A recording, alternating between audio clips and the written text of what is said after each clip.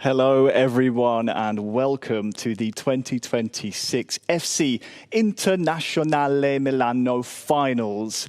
The club finals, which is the fifth of the season so far, proudly brought to you in association with FC Internazionale Milano and Konami. Today, 8 of the best players from around the world will compete for, well, this silverware, but also 2 coveted spots, one for console and one for mobile, to represent the black and blue at the World Finals. Let's not wait any longer. Let's kick off the 2026 FC Inter Club Finals.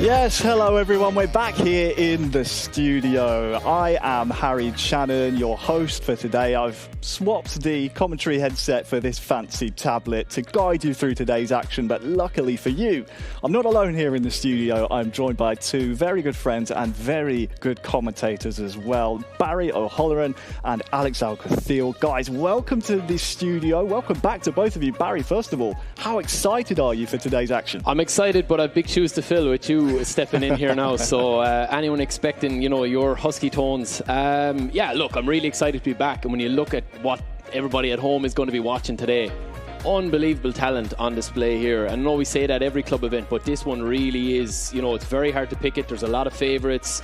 And of course, being back with G2 guys as well, and Alex beside me for all that in-depth analysis, it's going to be a really good day. I'm really excited for this one now. Yeah, Alex, great to have you back. It's good to be back in the studio and great to see your face here as well. Thank you, guys. I'm delighted to be back, as you said. Super day of eFootball ahead of us today. What a talent, legends of this video game we have in upcoming matches today. And we'll be ready for, break down all what happened throughout the matches in detail that people at home, I'm sure, will love to hear. Of course, they'll love to hear it. It's going to be a great day of action. It's not just today, though. This competition to qualify for this stage, Alex, has been going on for, around 2 months now. Why don't you talk through people who may be viewing their first club finals of the season, what the format looks like today?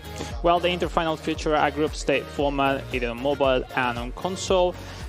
Play in a single round-robin format, 3 points for a win, 1 for a tie, 0 for a loss. And then the top 2 players from each group will advance to the knockout stage. Also to mention that all matches, including the knockout stage, are single game encounters, which means in case of a tie after the 90 minutes in the grand finals, you will have extra time. And if you've not decided yet, I'll penalty shootout, drama, emotion, for the trophy, and become the Inter representative. It's a heavy jersey to wear, isn't it? Because, of course, the reigning world champion for console qualified last season through this club event. So, going to be an extra little bit of pressure on these players. Speaking of the players, I think it's only fair that we meet some of the console players that will be fighting it out here today. We have 4 of them on display, and here they are. From Algeria, the 3-time world champion Makabil. Next to him is the youngest player, 17 years of age, from Iraq. It's Iraqi. Third is Zilo from Poland, another champion of the world. And then next to him, an up-and-coming rising star from Brazil.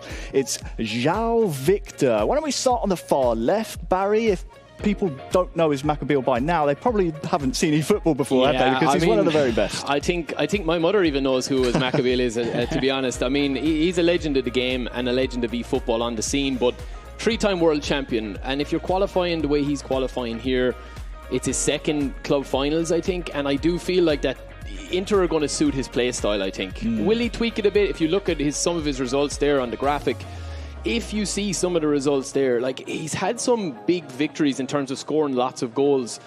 And he's kind of struggled for goals before this, I think, qualifier. So will he tweak his style? I think it will suit him today.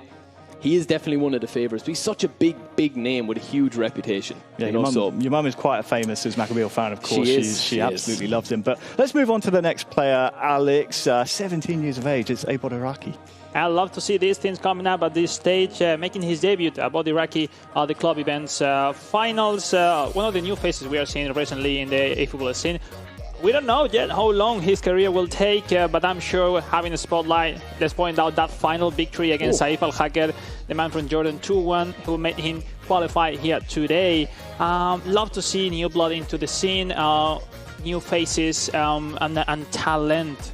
Players across the world facing, the legends. So we also here in the Inter final. So, better lineup impossible. Yeah, Western Asia, one of the tougher regions to try and qualify from. So don't sleep on Iraqi. Let's move on, though. He's unfortunately bookended on either side by champions of the world. It's Makabil first, and then next is of course Zilo. Yeah, Zilo. I mean, for his age, you would be thinking that he still has a huge future ahead of him, but. This guy is just going from strength to strength, and from talking to a lot of the pro guys, and I know Alex raves about him as well, he's one of the favourites, I think, for the next couple of years in eFootball. Really tough qualifiers to get through, but handled it okay, I suppose, in terms of getting here to this stage through the format. And then as his second club finals appearance of the season, he did lose I think an extra time in the last one. So it is going to be tough. I mean, I think playing against his former teammate as well, Makabil, they've played before together. That's going to add a little bit of drama as well. They'll know each other's games inside out. That's a huge thing I'm looking at today, because it is stacked. It is stacked, and this is probably the hardest one of the hardest club finals, I think, to call. Yeah, this inter finals. Worth mentioning, champion of the world with Poland back in December, Zilo. So internationally, very good. Domestically, still chasing that world title. Let's move on, though, to the fourth player, rounding out this absolutely stacked console platform, Alex, João Victor. What a player, a well-known player. He hasn't won yet the World Finals and the eFootball Championship, but everyone knows this guy because he's dribbling, he's super cancel, he's crazy spamming buttons when he's playing for. I'm looking forward to see his first version today, because if you guys make possible to see this guy at 100%, I'm sure you will love to watch their games. And we'll have a chance for sure today to watch them playing today, especially that victory against Enriquinho, his country-mate, that has a massive importance in this year. And maybe, guys, we are facing one of the last opportunities of J. Victor to qualify into the World Finals. So, I mean, he needs to approach it. I mean, it's now or never. It's now or never, and it's not going to be an easy road for him. We've seen the four players on console. Let's take a look. Thanks to their results in the Continental Regional qualifying round before, how they will match up against each other here and now today. You can see the matches behind me. Gentlemen, if you could pinpoint one of these 6 matches here on console. I know every single match is so important, but is there one that stands out that if you're either player, 3 points is an absolute must? Yeah, I think match 3 is the one that former teammates, these guys know each other inside and out. We've talked about it. They're going to be on the streaming today. Makabil, we'll have a look in a sec at the actuals, who's going to be on the streaming A. But Zilo, I think, will have a lot to prove. I haven't seen him, this confident from talking to people. He feels like he's ready now to take the next step. Individually, I think, to go and win a World Finals. I know he's young, but I think he's ready now. And that match for me is very, it stands out to me, I think, Alex, as one of the main ones. No, yeah, definitely. I think to prove you are the best, you need to beat the best from the best, across the world. I will rather choose Makabil or J. Victor Game 5, because could be a decider. Now, could maybe be a pre-final. Depends these two qualify at the end or not. But at the end, all matches, different guys. Styles as well. The long ball from Makabil with the dribbling, tiki-taka of J. Victor a little bit. I mean, that clash of game style would be so fun to watch. Could be a bit of fire versus ice going on there. I like the storyline, the narrative we're weaving here, guys. I'm looking forward to that match. I mentioned before, it's not just console we have on display here. We have to find 2 champions. The other platform we have is mobile. We have the exact same format to qualify to this stage. And here are the 4 representatives for mobile that have gotten this far. Starting from left to right, it's WPS Apiz from Malaysia, Abdosh from Morocco, Wadi 7 from Spain, and then rounding out from the United States of America, La Casa. Barry, Apiz, from Malaysia, a very, very good eFootballing nation in terms of mobile, but also console. What can you tell me about this man? Yeah, I mean, I think obviously when you look at the mobile, it is a younger demographic, I suppose, in terms of who's qualified today. But 19 years of age, a little bit of an unknown. I think coming in under the radar a little bit, but then had a good qualifiers. I know he's very happy with his qualifying process. I do feel like that if you are qualifying from this region, as you quite rightly say, Harry, you are really earning it along the way to represent, especially in the Eastern Asia regional, and winning that. So I think he'll be difficult to stop if he gets going. That's why the first game for him is key and getting top billing. But he is definitely one to watch. He's definitely one to watch today on mobile. Yeah, that quarter-final scalp against Dennis, that will be one that's sticking out in the eyes of many informed viewers at home. Alex, let's move on to our next player, the Moroccan Abdosh. What can you tell me? Well, most likely the strongest nation so far in this season of club events finals, making his debut as well in the club event finals here for Inter. I mean, excited to, as I mentioned before, new faces. It wasn't easy to him to qualify into this position as of now, ending beating a guy as Cantona right at the quarterfinals and the previous rounds, coming up with the passion and the quality, that new emerging players coming from Morocco are showing that they are, well, an outstanding level of player. We'll see. We mentioned before, just 3 matches. We'll see how they enter the competition. He has not maybe the experience yet to play at this level. I don't know if that could be an impact or no, positive, negatively, but excited to be having Abdosh today with us. Yeah, since losing his first round in those group stages, won 5 games in a row to make it here. So he'll be coming in some red-hot form, guys. Let's move on then to the Spaniard. We couldn't let Alex cover this guy. No, he'd be too biased. He'd be too biased. Fair, yeah. Barry, what can you tell me about Well, this guy Wadi is 17 years of age. So, I mean, if anyone's thinking at home, can I be the next big champion or the next? I mean, this guy is young. He's doing it. We've seen a couple of young guys at this stage, make that step with Jamorn and stuff like that in previous ones. Now this is his second club finals appearance, and he did lose the first one. I mean, he did lose on penalties, but if you look at the group, how he got through the group there's some big names on that. There's some big results that he got, and representing, from the European regional as the winner. I think this guy is one to watch. I mean, from a lot of people that have said that he's kind of an up-and-coming as well. He's a rising star and a big future ahead of him. How he'll handle the pressure today, he's already seen it. He has a bit of experience, you know what I mean? So he has a bit of experience. Can he take the step further, I suppose, today? That's the big key for him. That will be the big question. We'll find the answer out to it. And, of course, lastly, but definitely not least, we have rounding out our 8 players here at the Inter Finals. It's La Casa from the United States, a guy that had a bit of an off year last year, Alex. Definitely. Even if it was a tough year, what a start he had in 2023. When we met him, he became runner-up of the World Finals in Japan. He was struggling with the gameplay recently. I was following that close in his social, how he was feeling with a new update that came up on Thursday. He even yesterday shown what's the meta formation on mobile, 5-2-1-2, but is he playing with the mindset of the opponents? Is realistically using that formation today? I mean, overall, I love to see this guy back on track. I think he has the chances and the capabilities to become champion today. And, rooting from the US, everyone looking for La Casa back to the World Finals. We'll see. Yeah, we'll see. It's the United States' best chance. And similarly as on console, here on mobile, in the continental regional qualifying round, we take their results and then we seed them into their matches. Here, guys, you can see the matchups here on mobile. I'm going to ask you the same question we had on console. Here on mobile, if there's one game you would pick from these 6 that either player is an absolute must-win, which one would it be? I have a couple of suspicions here. Yeah, I mean, there's actually you could pick pretty much any of them. I think on mobile more than anything, the first match is key on mobile, I think, because it sets you up of how you're going. But on this as well, there is a couple of unknowns going into it. There are a few of these players that are a little bit under the radar that are going to put a huge target on their back because they're getting top billing today.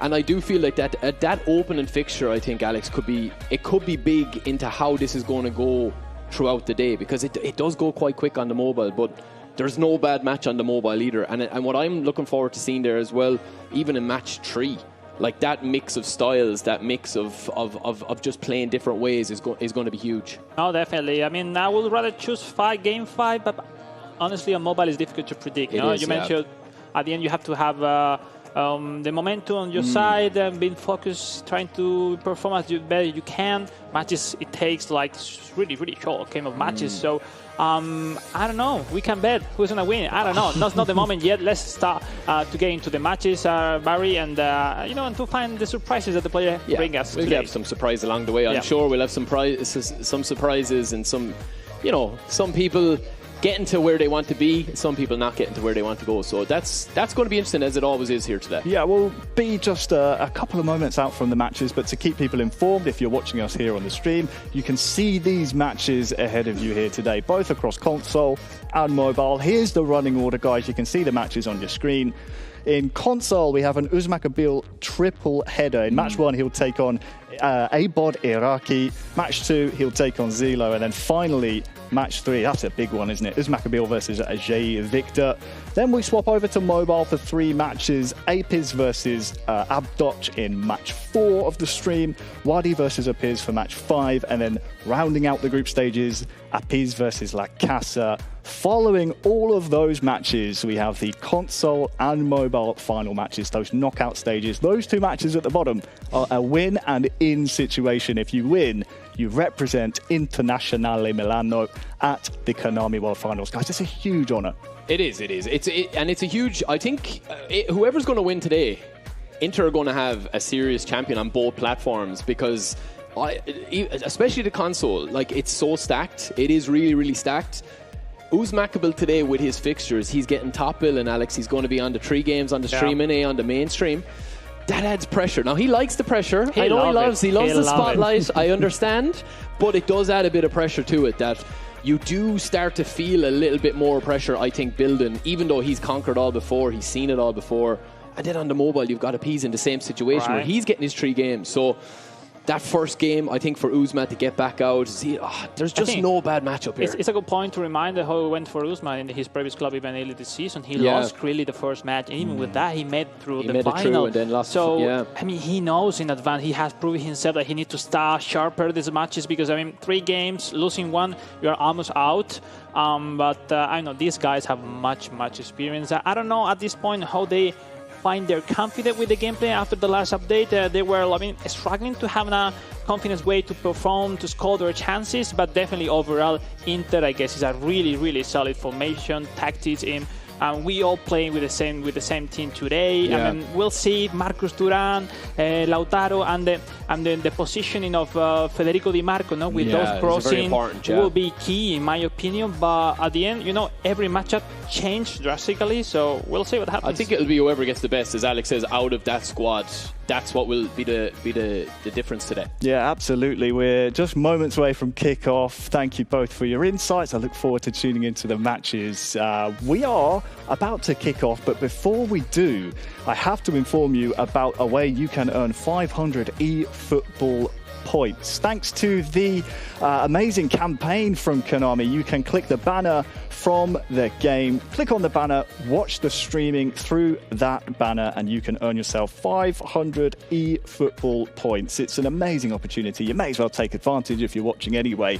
Grab those free points. And then, before we kick off, finally, I must tell you, stay tuned. Keep an eye on the official channels, the website, all of the socials to get everything you need to know about eFootball news and stay up to date. But now the time has come. We can officially kick off the Internazionale Milano 2026 club finals with a multiple-time world champion taking on the youngest player in the competition. Match 1 is Makabil versus Iraqi.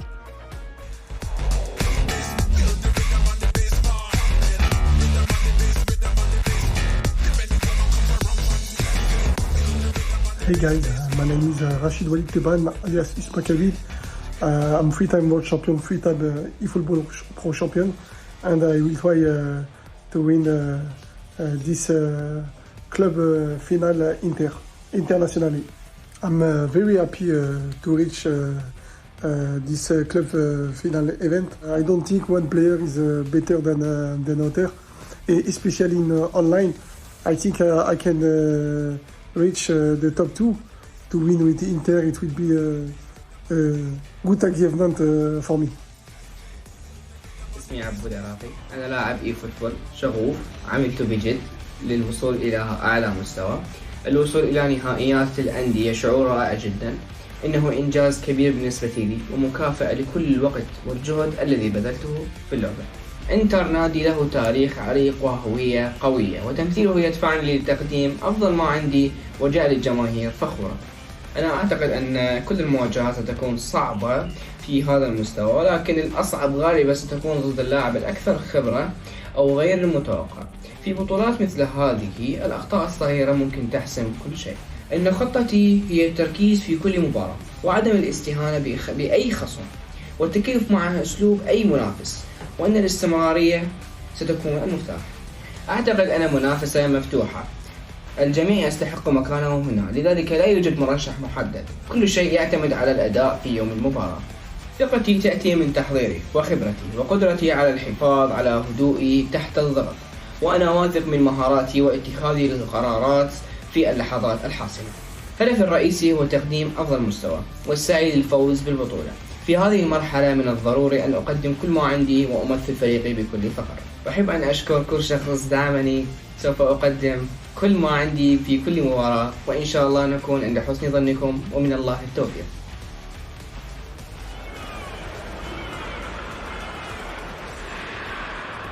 Well, here we go. We're straight in, Alex. What a battle this is going to be. Makabil's first game just about to kick off here. There's a lot of pressure on this match, I think, Alex. I mean, you've got, I think, what's going to be two different styles here. I think it's Makabil playing in the iconic black and blue of Inter, and then Iraqi gone straight to full blue, playing on the white kit. And we'll see how these two fantastic players get into the match with those surprisingly widely open tactics we see from those Makabil, who might be using the link-up play of the coach Christian Kibu, having in the top Federico Di Marcos, a left winger, approaching that link-up with the fox in the box, Marcus Thuram. Take a look at those crossing, Barry, because it will be crucial. It will be crucial. Barella has it. He's going to launch the first attack to Marcus Thuram. Holds the ball up quite well. Recycles it back out to Barella. Back into Lautaro. Little 1-2. Instead takes the shot. It's stepped over by Makanji, and DeMarco gets the out ball here on the overlap. Nicely dealt with there. DeMarco is going to start this attack. Slow, patient, but then a little bit of acceleration. Thuram to Barella. Gets the 1-2. It's cut out. Cervi with the Inter club back. Coming strong, defending, getting that ball from Thuram. Look at the ball. It was Makabil who yesterday was Walid. How you feel? How everything looks like? You say Alex Çalhanoğlu. Çalhanoğlu is my player. So we'll see if he can approach Hakan Çalhanoğlu properly. But now he's attacking. No, we're getting the balls, man. It's just feeling it out, I think, at the moment. DeMarco getting on a lot of ball. He takes it on the left. This could be a chance. It's a beautiful ball to Martinez. Lautaro Martinez with the opening goal for Makabil. 1-0, Alex. What a start for Makabil. Huge run by Federico Di Marco, regaining the back from the defense, and that pinpoint crossing, I mean, was so clinical. Really easy for a guy. For Lautaro is the Algerian is Makabil, a three-time world champ, leading game one. That's a beautiful goal. The ball in, it just seemed to have acres of space, and that ball in, as you said, it's a simple finish really, but it's a dream start for Makabil, isn't it? Yeah, you see, if you are the defender, you need to decide to go up front to make the pressure. It was the case. Acerbi leaving that ball behind. Great pass, even better finishing is the Argentinian Lautaro, leading for Makabil. It's a dream start, of course, for one of the favourites here today. Can Iraqi get back into it? Marcus Thuram. And now look, it was Makabil playing on blue, the kickoff. He's going to go blue, yeah. Dumfries looking to strike back on that wide area. Taking it. Going to play it across, you'd imagine. A fake shot. Still playing around in the middle quite a bit here. How about Iraqi? He's also playing blue. He is. He's one bar. Martinez, stunning shot! Oof. Get a bit excited there because I thought that had a little bit more power in it, but it just kind of went a bit low, took a little fizz out of it. Still a solid save. I mean, overall, it shocked me a little bit how he found a way to finish the chance, even playing on blue, the kickoff, maybe the nerve. No, Barry, at the end, just stepping back a bit too far. The very first game for him at the top level matches here. We'll see the set pieces, guys. Let's see if about the Will Iraqi. They have a set piece special move here? Let's see, Alex. He's going to go short, I think. He's playing short. He's playing short. He's going to get it back.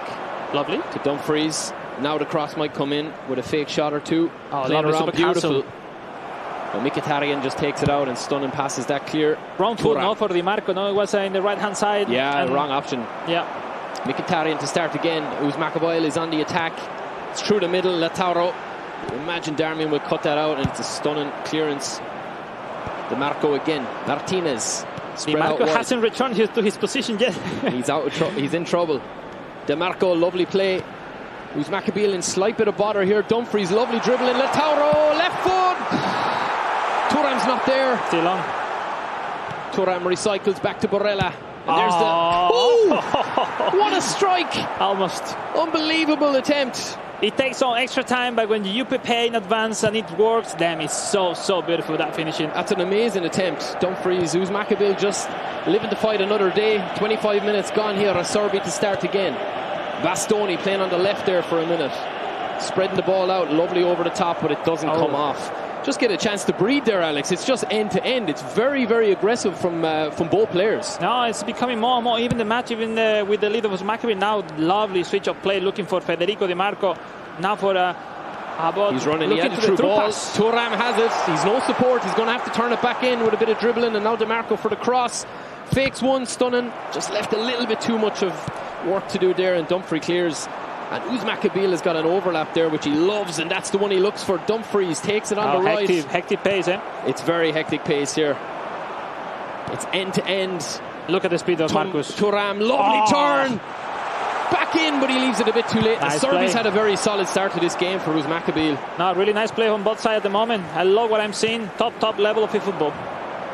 Lovely spread, but Bastoni, who's back in his normal position here now, gives back out to Dumfries after intercepting. Thuram through the middle. Back to Lautaro, wrong option maybe. And it's spread back into Lautaro Martinez for Iraqi. Barella spread, beautiful spread out right. Di Marco, there's the ball, but he's a little bit too much to do. Sommer with an easy save. Yeah, maybe too early enough to launch that cross. We've seen Di Marco being the key player now on both sides to launch those crosses. Also Dumfries. Dumfries could have the cross specialist as well, and also the pinpoint crossing. So really important to use both sides, both the fullbacks. Well, now chance for Iraqi. Wayward pass from Makabil, unlike him, but he leaves himself open on the overlap. Here's the ball back in. Fake shot maybe. Noah Serbi, a little bit taking too much out of it, I would say. No, look, I mean, it's Iraqi now on top of Walid. It's Makabil losing the ball so quickly. He's not able to... That's a lovely ball, Alex. Back out to Lautaro. He's just off. Yeah, I was thinking he was offside, but he was a late call. It's I wouldn't say scrappy. It's end to end, isn't it? It's very crazy right now. It's really good game. Overall, Walid Makabil doesn't need to really dominate the game. He's leading. He knows what to do. He knows to control the tempo. But as of now, is Iraqi really responding pretty well? It's a great ball in there, though. First time, and that's the difference. It's two. Just as you said it, Alex. He just let Iraqi come on, and it's that beautiful ball in there. Mkhitaryan with the finish. It's simple, but it works. What a finish, Alex. Talk us through that. I mean, really smart from Walid, from Makabil. I mean, approaching every single action he has, and that's the top level of the football, no? Iraqi is pushing, but maybe he lost the sight of his defense line, and it's so quite easy, no? He's targeted that side with that ball in twice. One over the top, obviously, and one through the middle. It's the same result. Nice, sharp finish. First assistant by Hakan Çalhanoğlu. Yeah. Maybe he's looking for more. Maybe he's going to play through him a little bit. But that's the difference probably, isn't it, between, these guys' level at the moment. Iraqis look very strong, but Uzma has got the 2 goals. And right before the halftime. Yeah, it's simply perfect. It's a big one. 1 minute of injury time or extra time here. Can he get a goal back in it? Iraqi spreads it out wide to Dumfries. Good strong challenge. Ball was there, says the ref, and it's clear, and that'll take us to the half, Alex. Lovely 45 minutes for the side of Makabil. It seems he learned very well how to get into the matches. Game 1 solid. He got 2-3 chances. No, yes, 2 chances, 2 goals. There's any better than that. It's just been at a blistering pace, hasn't it? Like, I mean, if you look at Makabil, like he's a little bit wayward with the ball, but it seems to be working. And I mean, if you look at the tactics there, Alex, you can talk us through the tactics there. This is Walid Makabil. Pretty important that the player of the week, Federico Di Marco, looking for the Marcus Thuram card from the squad from Inter, and also Lautaro Martinez. They are not using the player from the card; they're using the Showtime because he's the only striker, he's the only version of Lautaro who has double touch, and you know very how important is that double touch. They like the double touch, yeah. Yes. I mean, and again, you see here, this is probably going to have to be a bit of a change as well. But I'm just blown away. The standard has been very, very high. Yes, there's been a couple of wayward passes, but do you think the matchup now is going to have to be changed a little bit tactics-wise? Because Makabil looks like he's comfortable now with 2 goals up. Nah, definitely. Iraqi is the one who needs to step up, and we see some substitution already at the halftime, not usual on console, but we'll see if that affects a little bit his chances. And I think he needs a good start here. He cannot concede another goal, or Makabil will just stop up. But there's so much space through the middle. Marcus Thuram, the touch will make it. Can he finish for 3? It's a cheeky chip, but it does not work. And that really should have been 3, but was smart. But you saw the Sommer stop the run at some point. Well executed by Iraqi, and now the response, Nicolo Barella, Showtime. Stoney mops up back to Dumfries for that overlap. Mkhitaryan, who's already scored today, beautiful over the top through ball. Will there be too much on it? No, Dumfries does stop it. Because Makabil is starting the long balls. He's back at it. Mkhitaryan, who set that original pass, has got it out wide again. Ducking and diving, DeMarco stays with him all the way, and Barella will bring it out from the back with pace and power. Look for the pass and the touch and go. Give him the little triangle to go. Thuram. Barella's continued on his run. Keep an eye on that as he's patient. It's patient build up, middle of the pitch. Here's the pass, the killer pass. Thuram. Beautiful ball into Lautaro. There's the 1-2, but it doesn't work. Too early. He precipitated. That's the last pass. I do really see Makabil really sharp, clear mindset.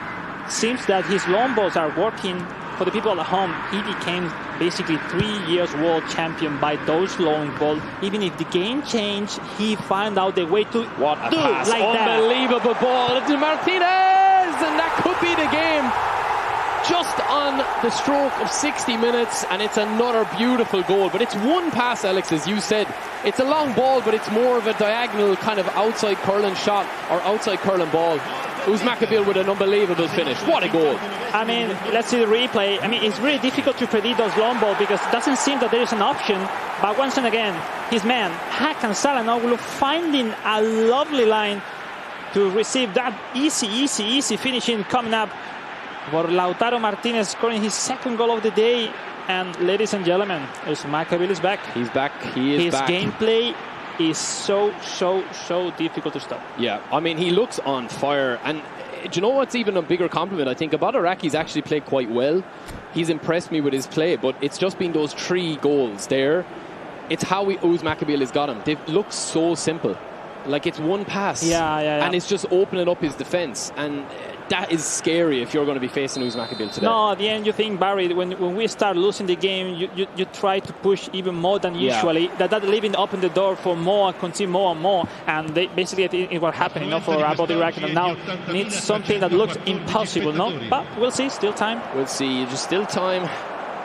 He's playing a little bit out wide now. I think he's got a kind of a mixed formation, I would say, Makabil. He's doing a lot of manual triggered runs to change that formation and keep it fluid. Barella, Iraqi will not give up, of course. He's still got a few matches to play today, but he's going to have to stay plugging away and see what he can learn. It's a big interception. Barella's got it. Do we have a comeback? Zielinski, and it's one back. That is 3-1. Have we got game on? Is there time left? I think so. What a finish. The player of the week, Zielinski. Left foot finish, first time shot, stunning shot, Alex. Great finishing, great score. Makabil is slowing down maybe too much his pace of the game. That forced that Iraqi maintaining the pressure led up to regain that ball. Perfectly executed. What a goal. Long time we haven't seen those stand shot into the net. Piotr Zielinski, 3-1. And why not? Game on. Why not is right. I mean, it's a great answer back, or it's a great, Iraqi's just saying, listen, I'm not gone anywhere yet, I'm still here. I think he's played quite well, Alex. It's just that the 3 goals he's got, that's a perfect response after conceding, because the head could have went down against a player like Makabil, and now the changes will come. That's a big swing. That's a big swing, I think. Even Makabil, as you said, he just kind of switched off a little bit. Maybe he felt that the game was in the bag.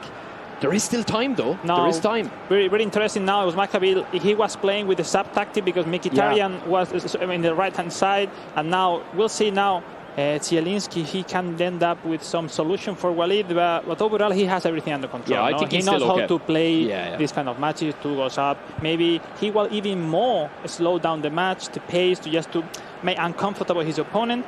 But we'll see, you know, once you can see the goal, everything changed. Your players don't react as usually. It's a new game, maybe. And stamina comes into it then as well. You know, if players are struggling for a bit of stamina, they're going to not make those runs. So it's going to be a nervy few minutes for Makabil if he concedes again. Look at the pressure again. Yeah, big pressure coming from this positional switch. Bastoni, switch of play. Zielinski back to Thuram for that 1-2.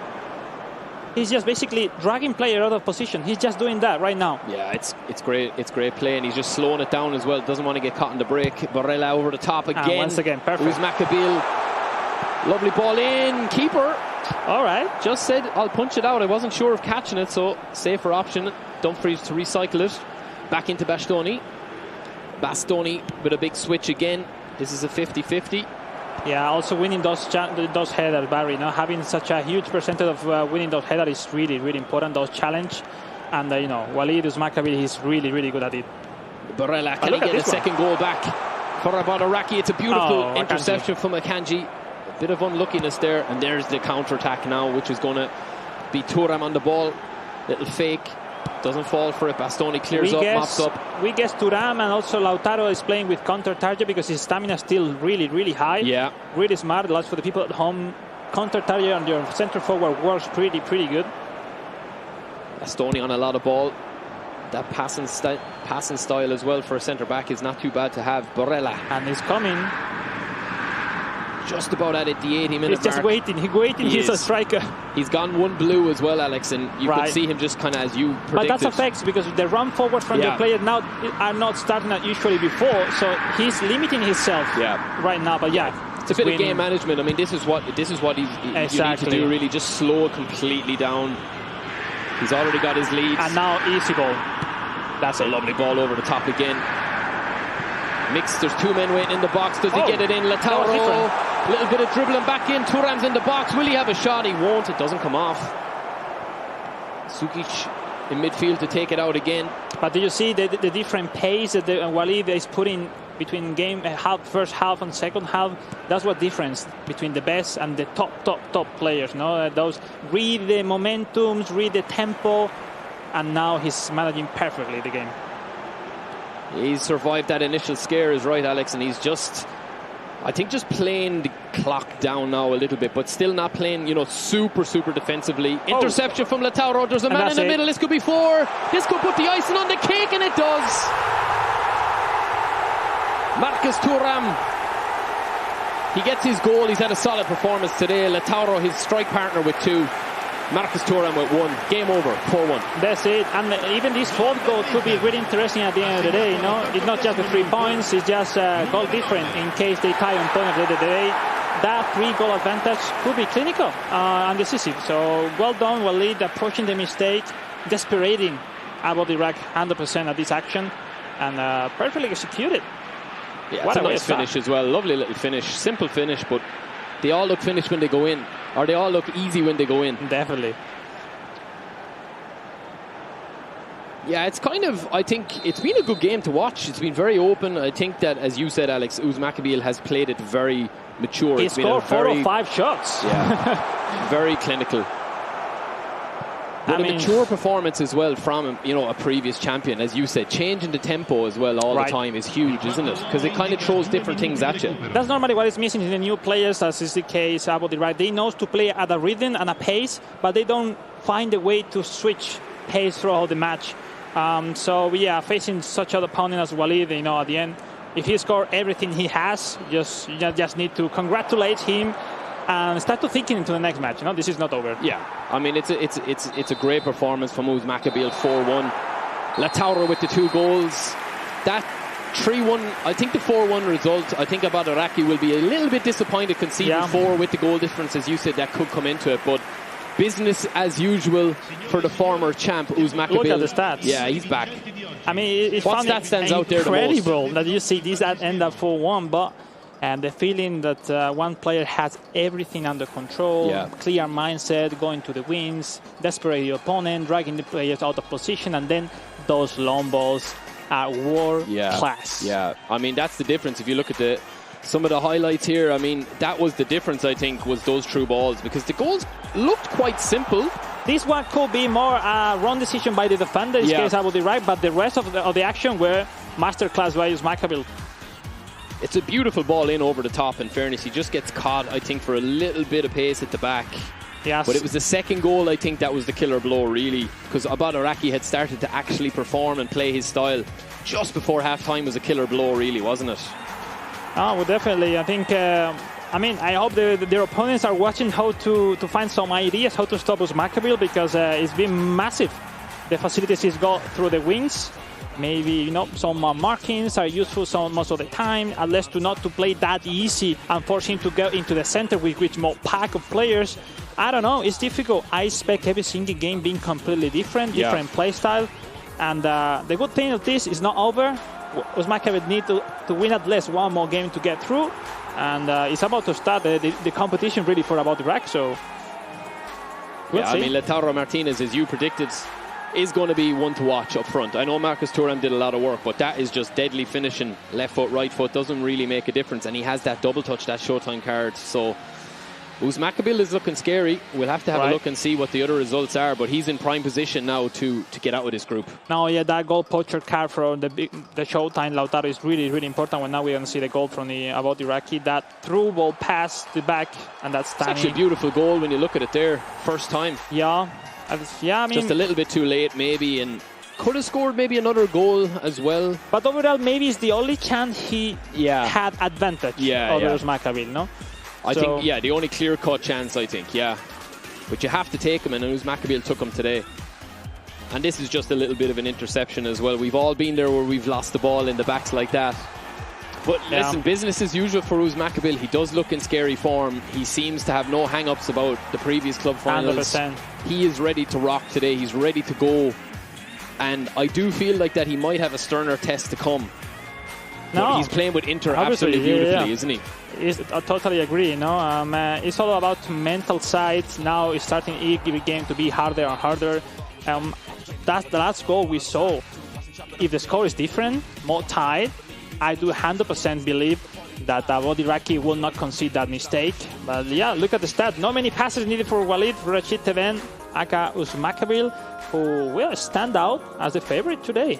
Yeah, I think he does. And I think if all games are like that today, we are going to have a serious day of it today, I think. So, what an exciting match to start us off. Makabil, Harry, he is back, I think. And that is a huge statement victory for him today. It is indeed, gents. Great call on that one. We did wonder, we were talking off air, weren't we?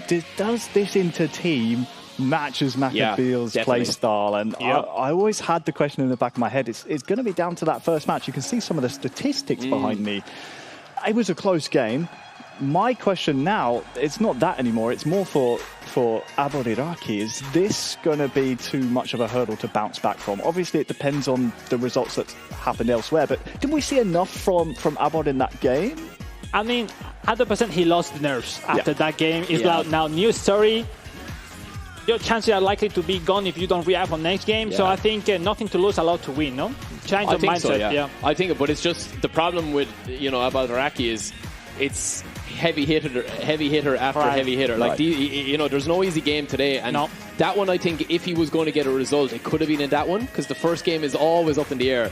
But Makabil, if you look at the stats, as you were saying, and if you look at how he handled that was a very, very mature, clinical performance. He took the chances. Beautiful. Clinical. And that's what you want to see if you are Makabil. You want to see him. He can make mistakes. That's no problem. But it's how he bounced back. And he just controlled that game today. But I mean, as a former player, what you can expect? Early lead, control the momentum, easy win. But never happens like that as you want. But it happened this time for Walid, for Makabil. And looking forward to see more. What happens in the other matches? Yeah, that's going to be a big telling point, isn't it? Why don't we have a little look at exactly what happened in that other match? You mentioned heavy hitters, Barry. Well, two of them had to go up against each other in our other match. You can see the result behind me. And, this is actually the group stage for the mobile. So we can maybe speculate for now. The thing with his Makabil is, though, as now I take a little look, it's still not updated. Maybe we still need to fix some things. But as Makabil's never really had problems in the group stages. It's when he gets to that final. In the last few finals, we've seen him just sort of drop off a little bit in the last 2 seasons. I mean, even this season, like when he lost, I think he lost the final against Mestre 2-1. That was kind of a tough game for him. I mean, we have the group table up there. I'm just having a look. It looks to be a 1-1 draw played out between J Victor and Zilo. That doesn't shake things up or change things too much, but a point could be valuable. I'd like to, see how that match, I suppose, was going to shape up, because Zilo and J Victor are definitely 2 strong opponents. But yeah, back to your point, just Harry, there, just to finish it off. Like, it is definitely. Makabil is definitely the guy, I think, to watch if he gets on form. But then all of these guys, and what do you think of that other match? Like, I mean, a draw is probably, it's going to be so hard to call. All of these guys could draw with each other because they're so good. Clearly thinking, if you won your match and your opponent draw, it's highly positive. But it's just the first game. No, you need. He's still facing Zilo, J Victor on paper, their top opponents today. So maybe it's there. We're going to see the real level, the actual shape of Makabil. But this, what I saw on game 1, guys, it reminds me to the Makabil from 2023, if we were pro last season, that with those passes was almost unbeatable. But we haven't seen that version early this year. Yeah. He wasn't that clinical yet. He hasn't that under control. He struggled a bit. He struggled a bit the last time, I think, with the ball. The over-the-top ball was working for him, but today he mixed it. True. Like, I think he mixed. He got 2 goals on the ground. He got 2 over the top, or he mastered that. Yeah, he's the master at the over the top. So well, you mentioned eFootball Pro. Our next match is ready, and it's 2 of some of the best players to have graced that competition in seasons previous. We just saw him pick up 3 points. His next opponent is Zilo. It is Makabil taking on Zilo.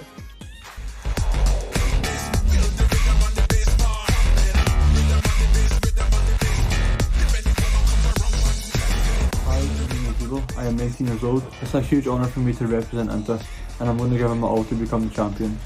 I think the hardest matchup will be against my former teammate Makabil. We've been playing with each other for a really long time, so we know each other's game style. So I think it's definitely going to be the hardest. I think all the opponents have a really high level, but I do see myself as a favourite. I've trained a lot, prepared well, so I think I can come out on top. For me, the main objective is the same as always, to come out on top. I really hope I can become the champion and qualify to the World Finals.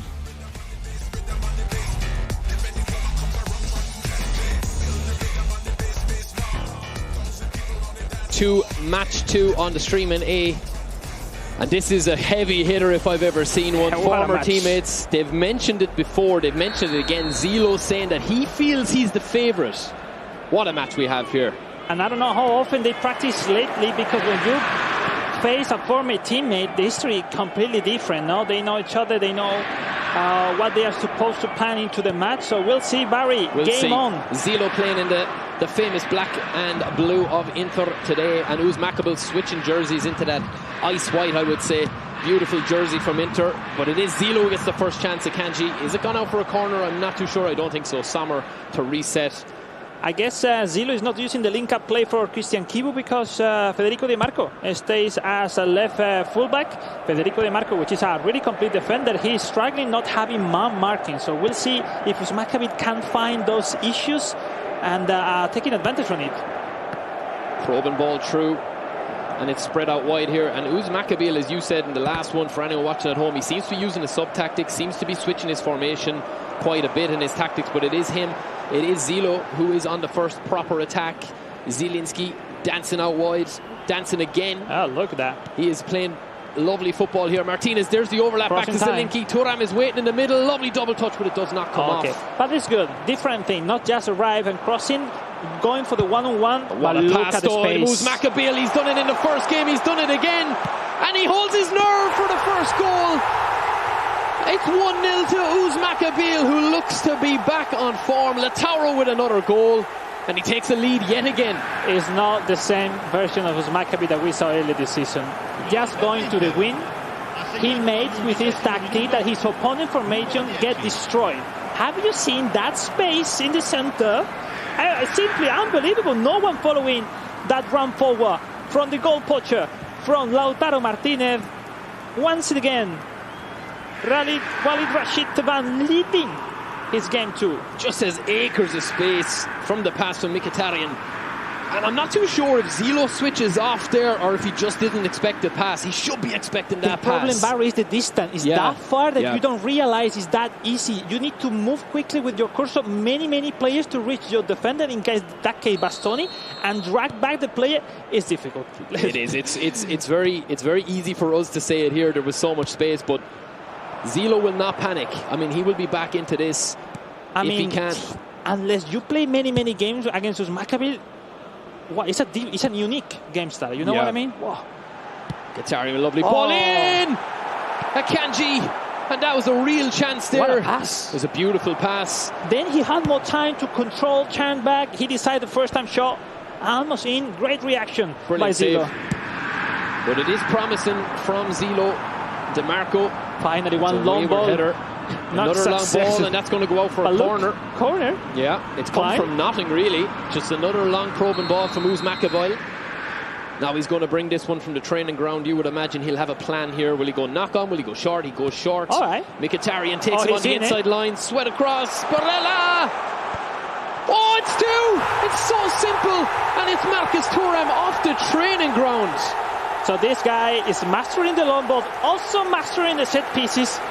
What else is missing for Makabil today? 2 goals up. This time, short corner kick, getting in with Mkhitaryan. That passing was critical, and the cross for Nicolo Bareva. It's a beautiful goal. Thuram just lingering at the back post, just waiting for the ball to come, and it's a powerful header. But it's simple again, isn't it? It's very simple looking. But I think Makabil is playing a step ahead as what we've seen 100%. before. And then people doesn't realize how many hours you need to put into the training mode to perform like that. Wonderful job. 2-0, and now all the pressure for Zilo, who came from the tie in game 1. Now he's losing by 2 goals. You need to take some points in this match. That's a beautiful ball in, though. He's looking to get some sort of answer back to this blistering start from Makabil.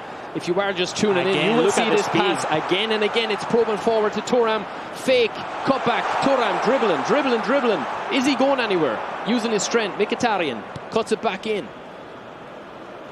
I'm going to catch my breath for a second because it is blistering from Makabil as he waits that opening, but it's cut out from Barella. Barella kind of playing a bit more of a sweeper role here, it looks, for Zilo. The thing is Zilo really having a hard time to defend any single action from Makabil. And when you have that in mind, you don't have resources to defend it. You lose the sight of the match. You lose the rhythm, the pace. Let's see now. And now have the first corner kick for him. Let's see if Zilo has something for Makabil as well, fresh off the training ground. What has he been working on for set pieces? They're a huge part of eFootball. Beautiful ball in. Bastoni, knock on! It's in. Martinez at the back post. And it's 2-1 just like that. It's a little bit more scrappy than Makabil's goal a minute ago, but Showtime Martinez is at it again. It's 2-1, game on. Definitely really important for Zilo. A bit of luck, with that header that initially wasn't for Lautaro, but end up that rebound on the shoot of Lautaro Martinez to finish with that lovely header, putting, getting close in the score. Barry, which, looking how everything looks like until now, is really necessary for the chances of the Polish player. Well, we are getting goals, and more goals here today. If you guys are watching this, too early for tactics. Guys are just going in and just having a look at their setup. I mean, talk us through the setup there. Double pivot midfield. This is Zilo tactic. We will see Federico Di Marco and Dumfries, and maybe are not the strongest defender. Dumfries has no interception skill, which is always really necessary to boost your tackle. But the key is that the speed of Bastoni, and in this case Manuel Akanji, is not enough to defend the fox in the box, Marcos Thuram. Neither the chances of Lautaro with those run forward seems unstoppable. We'll see now. Federico Di Marco going forward in this position. Now the tactic for Makabil. Makabil, yeah. Same as before. Playing a little bit more forward. Why change? Yeah, why change when it's working? I mean, it's been a perfect day for him. But that goal, I think, was again, just a set piece. Let's just see how he handles it back. But Zilo is a strong opponent. He will not go away. He will keep pushing. It's all about defense, Barry. He needs to find solution for defend Makabil, because if not, he will have a really hard time the whole match. Nice possession. It's just calm down a slight bit here. We've had 3 goals, but there is that over-the-top ball again. Not much height on it. Just got a lovely angle on the run for Mkhitaryan. Looking for the dribble back in. Cut across, but Akanji's there. Zilo. Rebound! Oh. It's a bad mistake, and it's 3. Oh, that's a bad mistake, I think, from Zilo. I'm not too sure, is it just a bit of unluckiness? We'll have to have a look. Maybe I'm being harsh, but it is 3-1, and it is that man we said, playing in an advanced road for Makabil on the left. The Marco. Talk us through that one, Alex. Is it a mistake? Lucky bounce back this time for Makabil. No, yeah, I think he is right to clear it there. It's just unlucky. Yeah, I mean, a bit of everything, no? But at the end of the day, if you concede every single action for Makabil defending in your box, it forces you to have struggling when you're cleaning the ball. And, Makabil is still on fire, approaching every single action into the box. 3-1, 2 goals up again, and it's massive. Well, for 2 matches in a row, Makabil has hit 3 goals. Is there a 4th in it for him? You would not bet against it, but Zilo slightly unlucky with that one. I was a bit harsh, I think, saying he maybe shouldn't have cleared it, but I think he did take the right option. It just was unlucky bounce, as you said, Alex. DeMarco to set back again, Bastoni. I mean, both are exploiting with their tactics, the team, no? I think that the striker side of Inter is stronger than the defense, no? In terms of speed, physically as well. But obviously, Makabil is finding solution every single part of the pitch right now. DeMarco, Barella. There's a couple of options here, but he's going to go long and it doesn't work. And now Makabil has the ball and he's got a bit of momentum here. DeMarco can go through to Thuram. Cut back, doesn't work this time. He had a shot. He had a clearly shot over from there, but he decided to pass back. Maybe to secure, no? The finishing.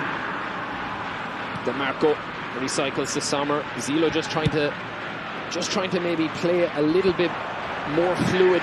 That long ball, mixing it up. Lazzaro, lovely fake. Thuram, will he have the pace? He'll have the touch and go. There's the double touch. Thought about over the top, then rethought it and had a rethink about it. Mkhitaryan cut back into Barella. Lovely dribbling. But it's good defended from Serbi. Lovely. Those dribbling just with the joystick, without sprinting, just joystick. Yeah, good beautiful enough. Left stick dribbling. But Makabil. Zilo will not want to concede another goal. Mkhitaryan takes it outright. He's had a lot of possession. He's been on a lot of ball. Back into Barella. Thinking about the pass. Do you see the defender, how they play mindset if they predict the short ball or the long ball? Now, great build-up play by Walid. Taking the last one. He won the kick in on his favor. DeMarco, is there a cross coming in? He's going to have to deal with it. Mkhitaryan versus Bastoni, and the ref says that is enough, boys. Let's get into half-time. 3-1. Job done so far for Makabil, but it's not over yet, Alex. No, but overall, I think we are finding a different kind of game. Zilo is getting better into defense, whereas Makabil is not needing to risk that much. He's leading again, but overall, let's see from now till the end, Zilo can find any solution back, regain the ball.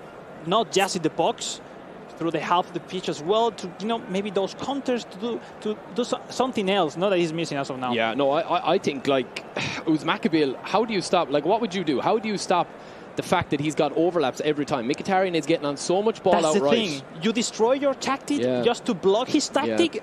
So how do you opens attack? Up at the back. Yeah, that's the thing. That's why it's so difficult play against. Well, it was Makabil today. Gensui back in the World Finals. They forced you to change your plan.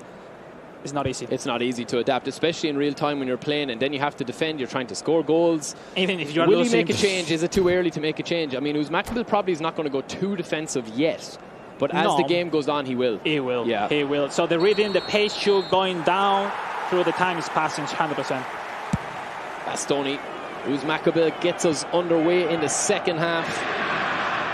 Just to remind, it's a really important match because virtually, if Makabil wins this match, he will go through the grand final later today. He will be in the final. It'll be enough for him. Oh, we'll see. Zilo will have a lot to say about that yet, you would imagine. Makabil just got one blue maybe for that attack only, or that defence only. But I do feel like he will go blue more, I think, on attacks and on defending there. Yeah, I mean, let's see if he has learned from the mistake before against Iraqi when that 2 matches slowing down his game, his rhythm.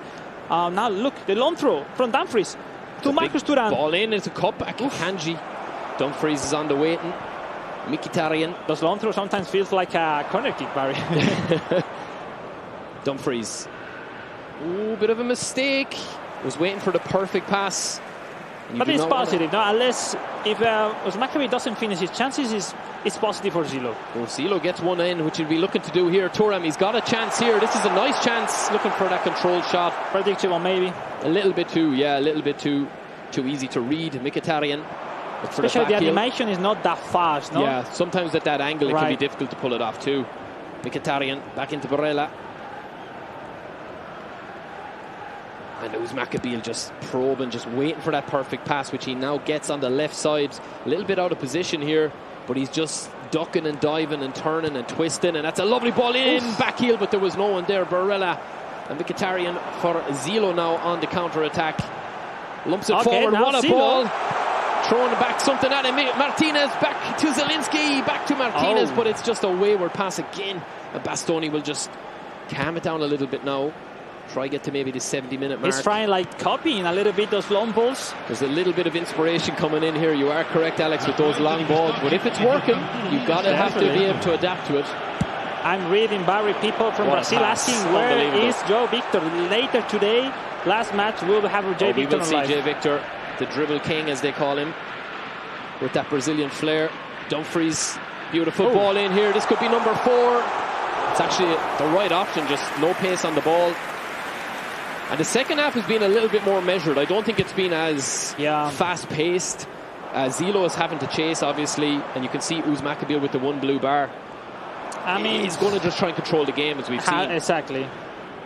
It's more on the top of Zilo, not to change the rhythm, you know, risk a little bit more, maybe substitutions on fresh legs, because if not, time is running. Time is running out, yeah. Time is going quite quickly. Story. Dumfries on the right flank. Probing ball in again from Makabil. Not too bothered if he loses that one once he doesn't get caught in the break. Bastoni manually dragged back. DeMarco to set the pace. Back to Barella. Centered again. Now into an attacking area. Zilo is playing quite well. He just can't get that killer pass through. And that must be said, Makabil has been very defensively solid as well today. It is crazy. Now, Makabil is just looking at the top. He's looking, just walking with Dumfries. Now the mistake. It's a mistake. It's a 1-2-3, 3-on-2, but he gets men back. Mkhitaryan on the right. Fake. How fast. Thuram! How fast the defenders came back from Makabil. Well done and well managed that tactical defense. Zilo's time is running out here. DeMarco. Makabil, would you'd imagine, will just spray this across, which he does to build one more attack, one more good solid attack without losing the ball. That's his plan here. Mkhitaryan, Barella. It's a nothing ball, but it's just going to eat the clock. Bastoni has to deal with it, back to the keeper. Thuram wins the header. That's huge for Zilo. Mkhitaryan again to Thuram. Will he get it back out for the cross? He will. Lovely dribbling Mkhitaryan. Lovely ball in, but there's just no pace on it. And Makabil will just calmly take this out, and you'd imagine the switch comes again. But this is a dangerous ball over. Maybe he's not taking his time, Zilo, not to move forward, to build up, to accumulate maybe more players to attack, to overlap a little bit his chances to, you know, to do something else. Maybe quick, fast actions. Easy as of now for Wadi to defend. Yeah, Makabil, just another calm, clinical performance from him. Really just eating the clock now, taking the clock out of it, but still leaving himself on for that killer over the top through ball. Back to Thuram. That is beautiful, but it's a brilliant manual save. Everything looks that easy that I think he ended up shooting too early, right? He had more room for take forward. Great save anyway, but what a chance again, no?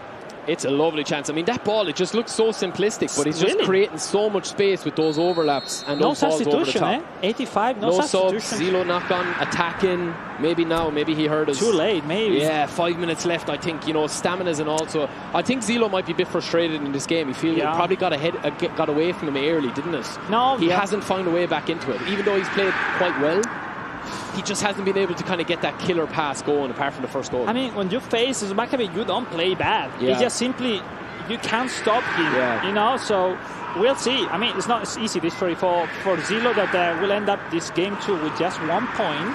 And the chances for someone who was that close early this season to go to the World Finals, that right now is on the board of the edge. He's in no more chances to go to the World Finals. We'll see the last couple of minutes of this game. 2 for each of these fantastic players. But we talked about it as well, and Harry even said it before, like that Inter are a team that could really suit Makabil. This is match 4, of course, between Jay Victor. 93 minutes on the clock. Really Jay Victor 3-1, and that's going to settle that. There is the skill and the goal. Beautiful. The outside curler for Jay Victor. Double touch the outside curler. And that was number 4, I think. Goal number 4, it looks like, for Jay Victor. Yeah, that means 4 points of 6 for Jay Victor. Really, really positive. And Uzma beat him in 4-1 as well. So goal difference between himself and Uzma, between those 2 players. That's huge. Yeah, that game 5 will be the decider in this console group. Let's see if Zilo can score at least one to get closer. At the end of the day, it could be his qualification. Yeah, we'll see. Definitely, he's in a spot of butter now. Still has about Iraqi to play, of course, Zilo.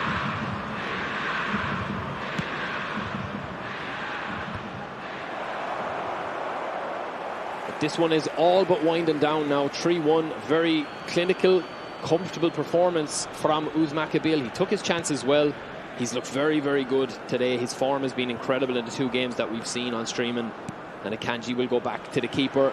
How impressive is Barry after more than 10 years competing in esports? Incredible. Back at this level, Incredible. And I know he was probably a bit frustrated with the last club finals, but you do forget sometimes how good he is. He's a warrior, Unbelievable. And the resilience to get back in a very shape. Keep going and going and going. And I mean, if you look there, I did think he controlled that ball a little bit better. 4 shots, 3 goals. Yeah, clinical. Did this guy miss any chance? He doesn't miss. He doesn't miss chances. That's the thing. If you give him a chance, he's going to be.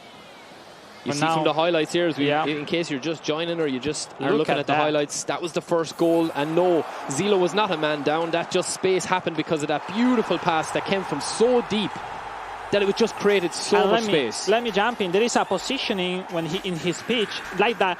He knows that at that position he stopped running, and he knows the opponent defense stopped to run back. He knows he's forcing that situation that really every single time. Perfect executed. What should you do? Mount marking, maybe put in a different game style. With Christian Kibo, you just can't play quick counter or out wide. I mean Zilo did have chances as well, but this was the goal, I think, just after Zilo missed that one. It's just a really nice work move. I think Zilo was not probably expecting him to play touchdown or knockdown to Thuram. Yeah. Thuram's hanging out at the back post, just chilling. Ball comes in, bang, goal, 2-0. I mean, definitely facing this Inter from Makabil, you cannot face him playing quick counter because the defense line is too high and you will suffer a lot. I don't know, maybe long back counter, but impossible with him. Yeah, it's very difficult. That was a goal pulled back from Zilo on the 26th minute. Showtime, Lautaro Martinez. And it was probably what Zilo deserved, but then right back at it just before half-time. It's a missed clearance. He tries to do the right thing, but it just falls to DeMarco. It's a tidy finish.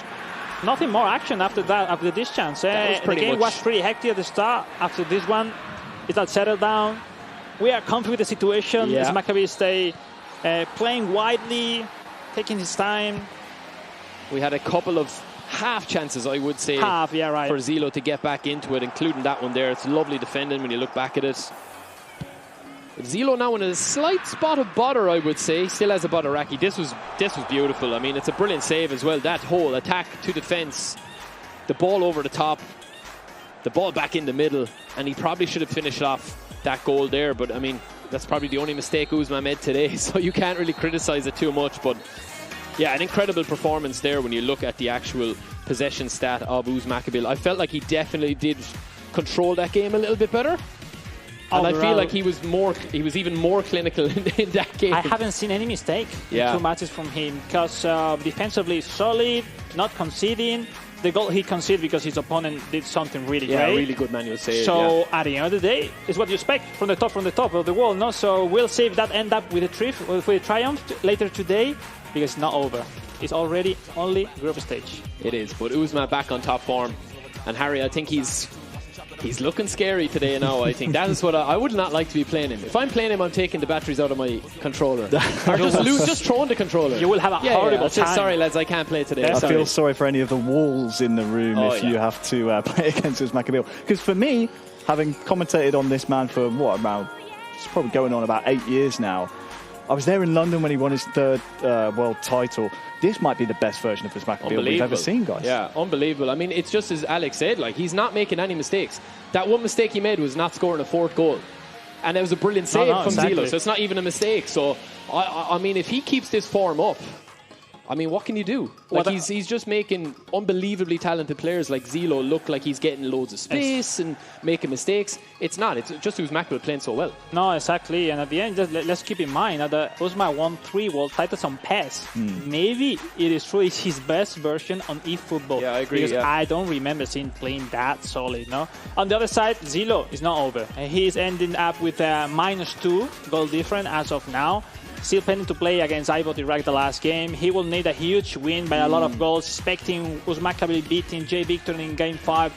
Still open that second spot, but we can already say, no? Is Makabil into the grand final? I think he is, yeah. I think he's fairly safe now with the 2 wins. I'm glad you guys are taking my job, because I wasn't really sure in my head, but I think you're absolutely right, Alex. I'm pretty sure the man who just put 3 goals past the World Cup champion for Poland in that match we just saw. We did also get a chance to look into the other match that was going on between J Victor and Iraqi, and I think if the maths are serving, which to be honest with you, most of the time they don't, blame the UK public school system here. We can take a look at the results. Yeah, there's the confirmation. 4-1 that ended there in match 4 between the Brazilian and the Iraqi in match 4. That puts all of the pressure onto Zilo to get a result and then hope as Makabil in that match number 5 does him a favour. The student and master who just played each other, now the student's almost coming to the master saying, could you do me a solid here? Could you beat J Victor for me? I think he is, but there's still a long way to go in this, and then if Zilo does somehow manage to get through, he's going to have a big issue then as well with playing Makabil again. But Makabil today has been the form player, definitely. I think Zilo, it just got away from him that game. But J Victor now, as you said, this match that we're going to see here, J Victor and Makabil is going to be fireworks. Or do they hold back a little bit and play a bit of mind games and have a free hit? Makabil has a free hit now. He can do a few different things. Maybe he won't play exactly how he's going to play. No, I don't know. Yeah, that's what I want from my side, to have someone to put in trouble a little bit. Well, why don't we take a little look at the group standings, Alex? Because then we can kind of see exactly the lay of the land, goal difference, everything like that. After the 2 rounds have been played, you can see Makabil there at the top with 7. J Victor has kicked off, I believe, against him there, which is why we're seeing 3 games played. So maybe just subtract a point from J Victor and Makabil. But yeah, we have a 1 spot left in the console knockout stages. As Makabil's already there, who will join him? That's the question.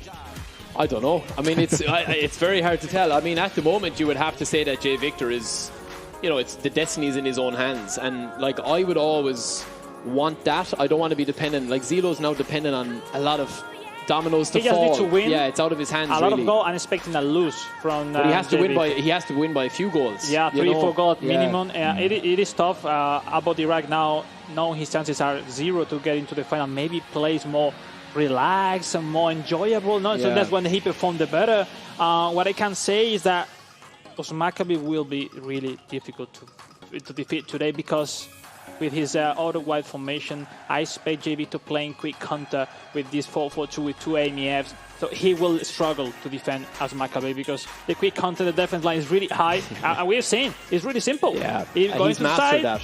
Boom, easy pass. Yeah, and I think that J Victor does offer a different type of gameplay. But then at the same time, Makabil looks to have every answer today defensively. I mean, he's made 1 mistake in the first game. Other than that, it's been fine. Let's not predict. At the end, J Victor is really good at attacking. He will do something else, 100%. But defensively, I need to find something else. If no, Makabil is on top.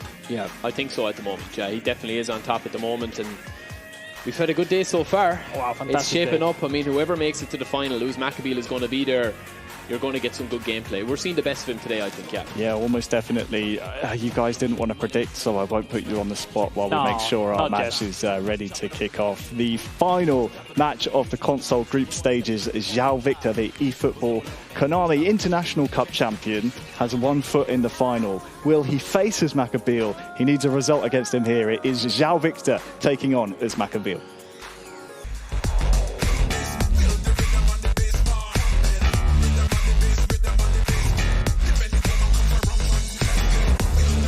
How are you?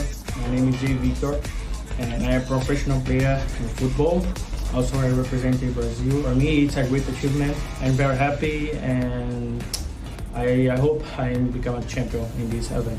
I think everyone is good. It's very, very good because top 4 is not easy. Everyone can become a champion because this is one game also, yeah. I'm confident for the top 2. I think this is my year. You do my best to qualify and go to World Finals and become a world champion. This is my next goal.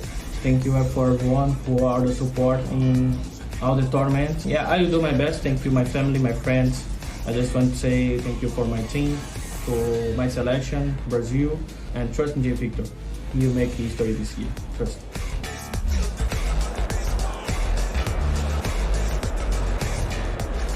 We will have to see how Makabil handles this game. It is a free hit at J. Victor. Seems very confident from that interview.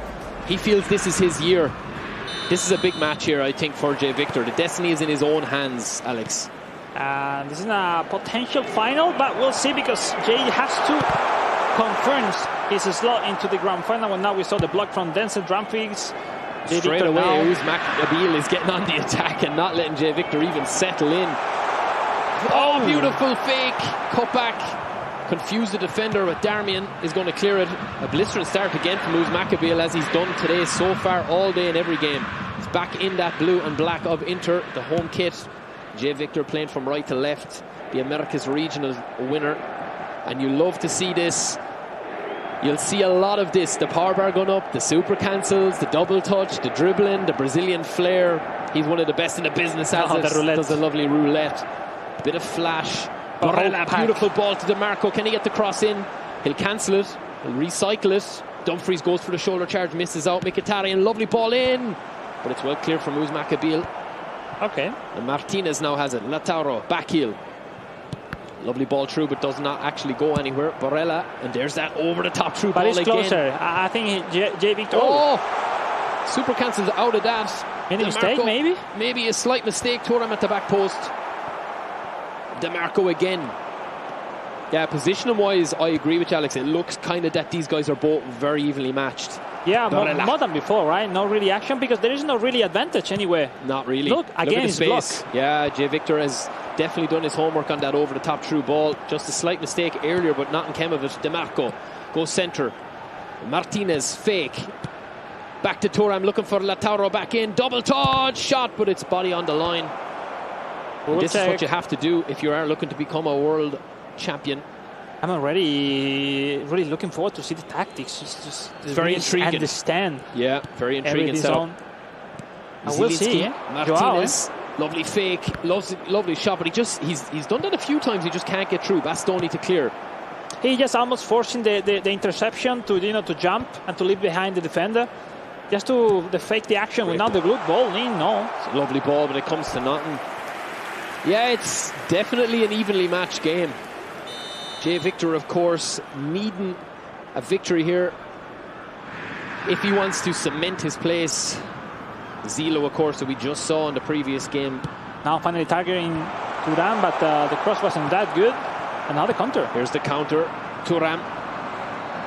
That over-the-top through ball is just not there yet. Now he's going to have to spray it out wide to DeMarco. He needs to wait Federico now. DeMarco. Wait. Already? No. That's too soon, as you said, Alex. It is too soon.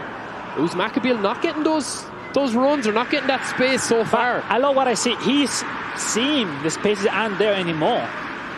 That's good job by J. Victor.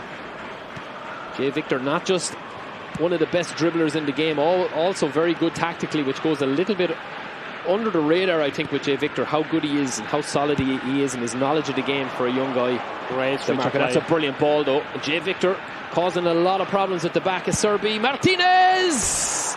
It's a controlled shot from a bit of distance. Nice Look at the try. stat there as well. 89%, I think, from J. Victor. Pass completion. Great start again from J. Victor. He's trying, not maybe really clear chances, but he's still pushing, which is great. No one has done it before today. Thuram. Bastoni just too strong for Thuram in that situation. Barella back in the centre of the pitch. Looking to maybe get Mkhitaryan in it. Looking to get maybe DeMarco back on the ball. J. Victor very comfortable with the ball at his feet. Showing that new dribbling animation. And there's the fake. Beautiful Martinez, we're seeing the style, we're seeing the class. Oh, beautiful dribbling. Oh. Just a little bit too much, Alex. Other than that, it's fantastic movement. Everything was perfect, but the last decision, as Makabil predicted, he went through the left side rather than the right side. Great tackle, great defense. At the end, Barry, it's all about decisions, no? Going to the left or going to the right. Mental side, mental games. What a match. What a game. Sukic back to Barella, to Thuram. Feel like a goal is coming. There's another roulette. They love it, eh? But he lost the ball, eh? Careful now. He needs to be careful not to do too much showboating. This is a true ball. Martinez stopped the run, started the run, stopped it again. It's still on for him. Stunning shot. Oh, what an unbelievable goal. What a banger. Holy moly. He left foot from thousands of meters. He doesn't care. Into the net. That nearly shook the studios here. Unbelievable. Oh my days. What an absolute strike and a half. Makabil. Alex, not much to analyse on that. Just an absolute rocket. I mean, even the poorest game so far, he has done it today. But first went into the net. Oh my days. This guy. Keeper didn't even see it. Goal of the day, eh? I think so, yeah. I think so. Wow. What a banger. Walid Rachid Van Hackers Makabil put in the lead again in game 3. And that will be a call of action for Jay Victor. If you want to go through. I think he's been the better player in the first half. 100%. That mistake with the roulette, he overdid it. You need to close your chances, Barry. Yeah. That double touch in the box as well. 5 minutes to the end of the first half. Again, Makabil scores a goal right when he needs it. Sign of a brilliant player. Scoring when you just need it. But what a goal it was. It was worth the wait. Just before half-time. DeMarco, Jay Victor is going to have to... He's going to have to think of something and try and be a little bit more clinical up front. This could be the chance. Thuram back out to Zielinski. Lovely double touch. Over the top.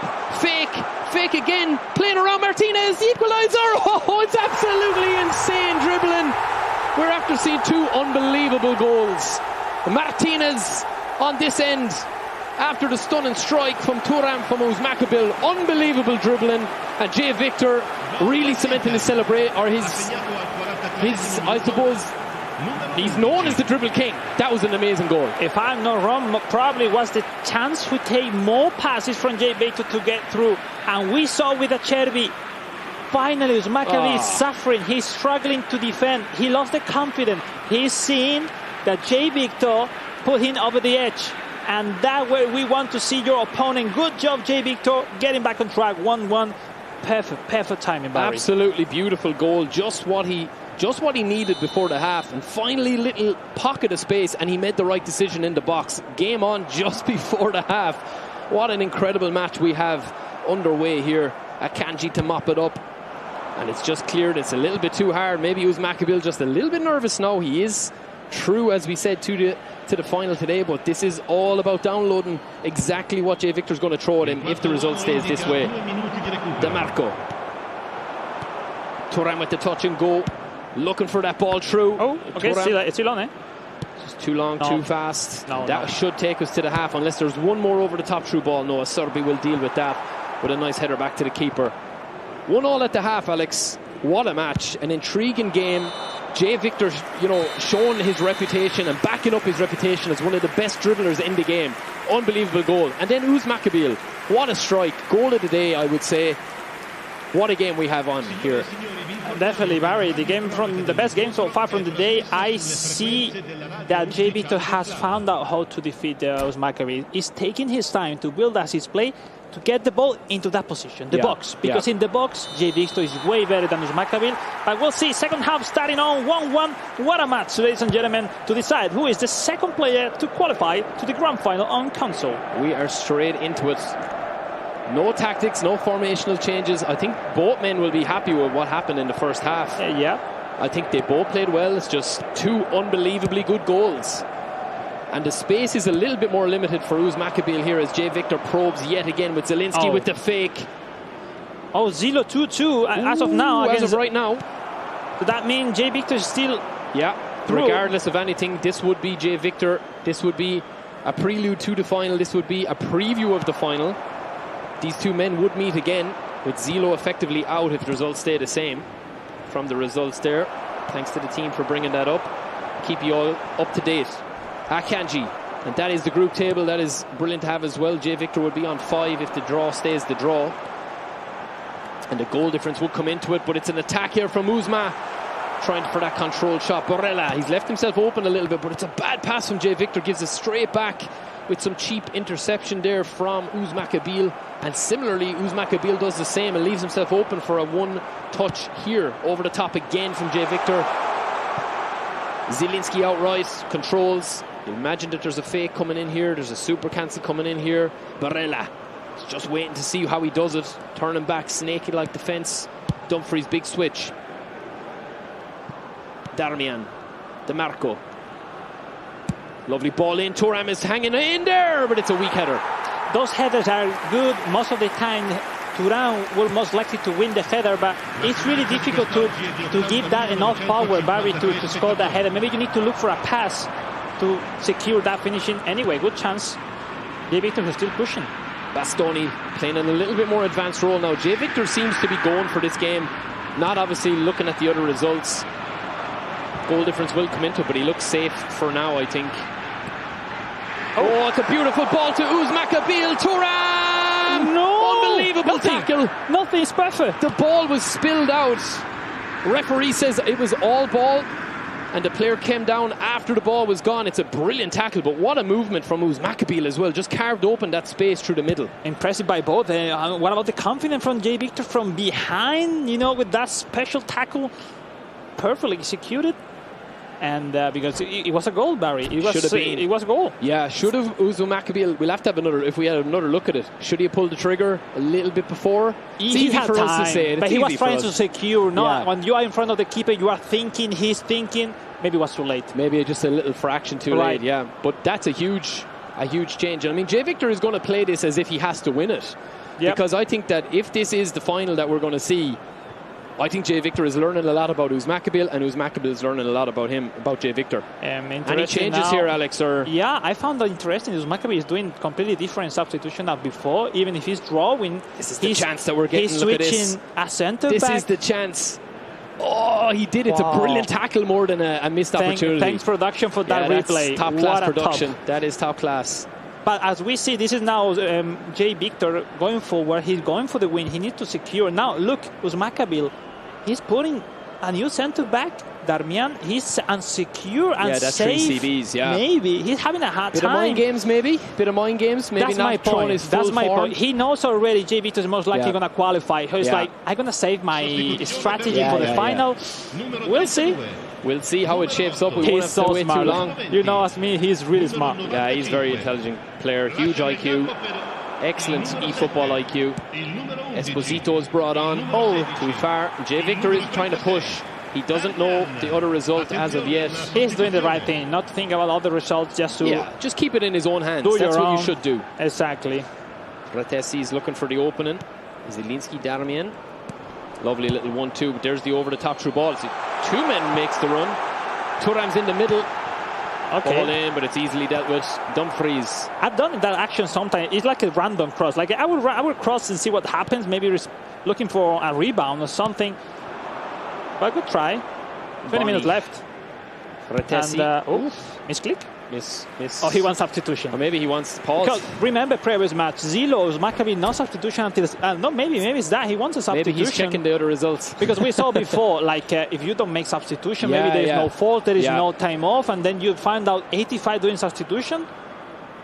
Sometimes when I was playing, we had the rule, like, make a tackle for something, because substitution is really important. Yeah, nowadays. You need to get your subs on around the 70-minute mark. Yeah. That's what you need, and he's doing that. Jay Victor is very, very smart player. He knows exactly what to do. I feel like there could be another goal in this game. Thuram. This is Bonnie, I should say. To Enrique, back post, and there we go. It's 2. Jay Victor, the substitute, I think. It's Esposito. And it's a simple goal at the end. Kind of came against the run of play just when he pressed pause. But what a unbelievable tactic and change, switch up from Jay Victor there. 2-1. Barry, who can say now to him he was wrong with that pause? Straight into the lead after that substitution, fresh legs. Look at the space, they ran forward behind, leaving behind Denzel Dumfries. And when he had the spot to get him through, finding for the finesse, he went to the last pass, finding the header of Pio Esposito, taking, and what a combat from Jay Victor, starting losing now 2-1. and putting him virtually into the knockout finals. Brilliant. 3 substitutions and 3 subs combined for that goal there. Bonnie coming on from Thuram. Thought it was Thuram for a second, but it was Bonnie who had come on. And now Jay Victor's gone blue, but he's still going to attack Borrella. This is the stand as of now. And Jay Victor, just like that, Zilo is winning. tops the group. Zilo is winning by 1 goal. But the goal difference is not going to matter for Zilo, because he needed to win by 3 or 4 goals. Yeah, 4 expecting goals? Jay Victor to lose, so seems impossible. All over Esposito. So if people were expecting to see some Brazilians today, they would say in the chat, where's the Jay Victor? If it's not enough 1, we most likely have 2 showdown between Makabil and Jay Victor today. We will see this rematch, this very rematch, if things stay the same as they are, as just showed with the group. It was Jay Victor topping the group after Makabil had won his first 2 games. And currently it is 2-1 to the Brazilian, the Americas regional winner, coming up against Makabil, who was flawless in his first 2 games, but who has struggled against Jay Victor, who looks to have figured out Makabil's over-the-top through balls. Yeah, now doing what Makabil was doing in game 2 and 1, not dragging him out of position, desperating him. Look, he cannot regain the ball. What a control by Jay Victor, leaving behind 1-2 players. Now the switch of play to Luis Enrique, his countryman, the Brazilian. Now losing the ball against Luis Enrique from Makabil. Was funny one. That's a lovely ball. Oh, is it the third one? Maybe goal here. No. I think he'll just be happy not to get caught in the break and top the group. He's just going to be patient, get the extra man. Bonnie, lovely dribbling. Enrique, fake, cuts back in, waiting for one last chance. Bit of trickery. He knows how important it is to secure this ball in the final. And this will be the last attempt, so he might as well shoot or work it in. That'll be it. So 2-1 to Jay Victor. The Brazilian does topple. Finally, we see Makabil with a couple celebrating. He's happy. We finally see Makabil struggle a little bit, I would say. He's looked in brilliant form so far, but Jay Victor looked to really control that game. If you look at this possession stat there, Alex, as well. 100%, way better. Makabil just had that lovely action when he took the lead, and he didn't find any ball back in defense of Jay Victor. Overall, Jay Victor was deserved winner of this game 5, but we now see the replays. Makabil now is starting really, really solid, but didn't find from the starting point any pass as before. Look at that. I mean, the goal of the game, definitely goal of the day. He lost the stamina, so Barry, after that shot, because look, what a finish. Maybe he actually, jumped out of his chair and just celebrated too much with that one, because he did after that. I think that seemed to spark Jay Victor into life, really, didn't it? And he just controlled the game from there on in. Oh. And then, Jay Victor tried to play his game type. The reaction was that quickly. That play inside the box, finding Lautaro Martinez, the fake shot back heel, and that finesse. And from now till the end, it was all about the Brazilian, right? I mean, that's a beautiful goal as well, for different reasons. Just brilliant dribbling, lovely awareness of what to do. And I think that sums up Jay Victor as a player, really. Just very intelligent, unbelievable on the sticks, unbelievable dribbler. And then, of course, one side of Jay Victor that we saw, that we'll see with the highlights, was that save from the slide tackle. But Makabil didn't really threaten, I think, after that, apart from the chance that we saw with the slide tackle, which was an incredible save here from Bastoni. Beautiful slide tackle, and that I think that was nearly as important as anything, because that did win him the game, really. And then down the other end, the 3 substitutions. The 3 subs combining on the 75th minute. For everybody asking for Jay Victor, there he is. That's what you're watching. That Brazilian class and flair. He can score him on the ground. He can score him with the dribbling, but he can also score those simple tap-in headers at the back post, which you need to be able to do. And the defending we saw with the slide tackle. Full package on display for Jay Victor there today. A really good performance. Really good, and well deserved for both to get through the knockouts final. And to me, it got me a bit rare, the feeling that it is Makabil really struggling against Jay Victor, or it is him saving some cards for the final. Because I was checking, and Jay Victor still playing quick counter, and the quick counter forced you to have the defense like that high. And Makabil, did he really doesn't force that situation for the long ball, trying to surprise Jay Victor in a potential final? It really marking working for Jay Victor. Yeah, I think you're right. I think we'll see, obviously, later on with that matchup again. I do think Makabil held back a little bit there. He wasn't pushing those through balls as much. He had one or two on that you noticed as well. He had one ball where he overplayed it. He had another ball he didn't send over the top. He wasn't really trying any knockdowns. He didn't do anything for set pieces. He didn't really push for set pieces. I know he got the unbelievable, stunning shot goal. But other than that, it wasn't really like the other two matches we'd seen of him. Take nothing away from Jay Victor now. Like, Jay Victor was the better player in that game, 100%. But was that the real Makabil? We will know in the final later, I think. That's it, because we got a rematch. Oh, what a match will be. Now, Hughes helps for both. They were trying for such a long time to be by the World Finals. In the case of JB, it could be the second appearance at the World Final. In the case of Makabil, it could be his fifth appearing at the World Final after becoming champion 2016, 2017, 2019, being part of the 2023 World Finals in Tokyo, Japan.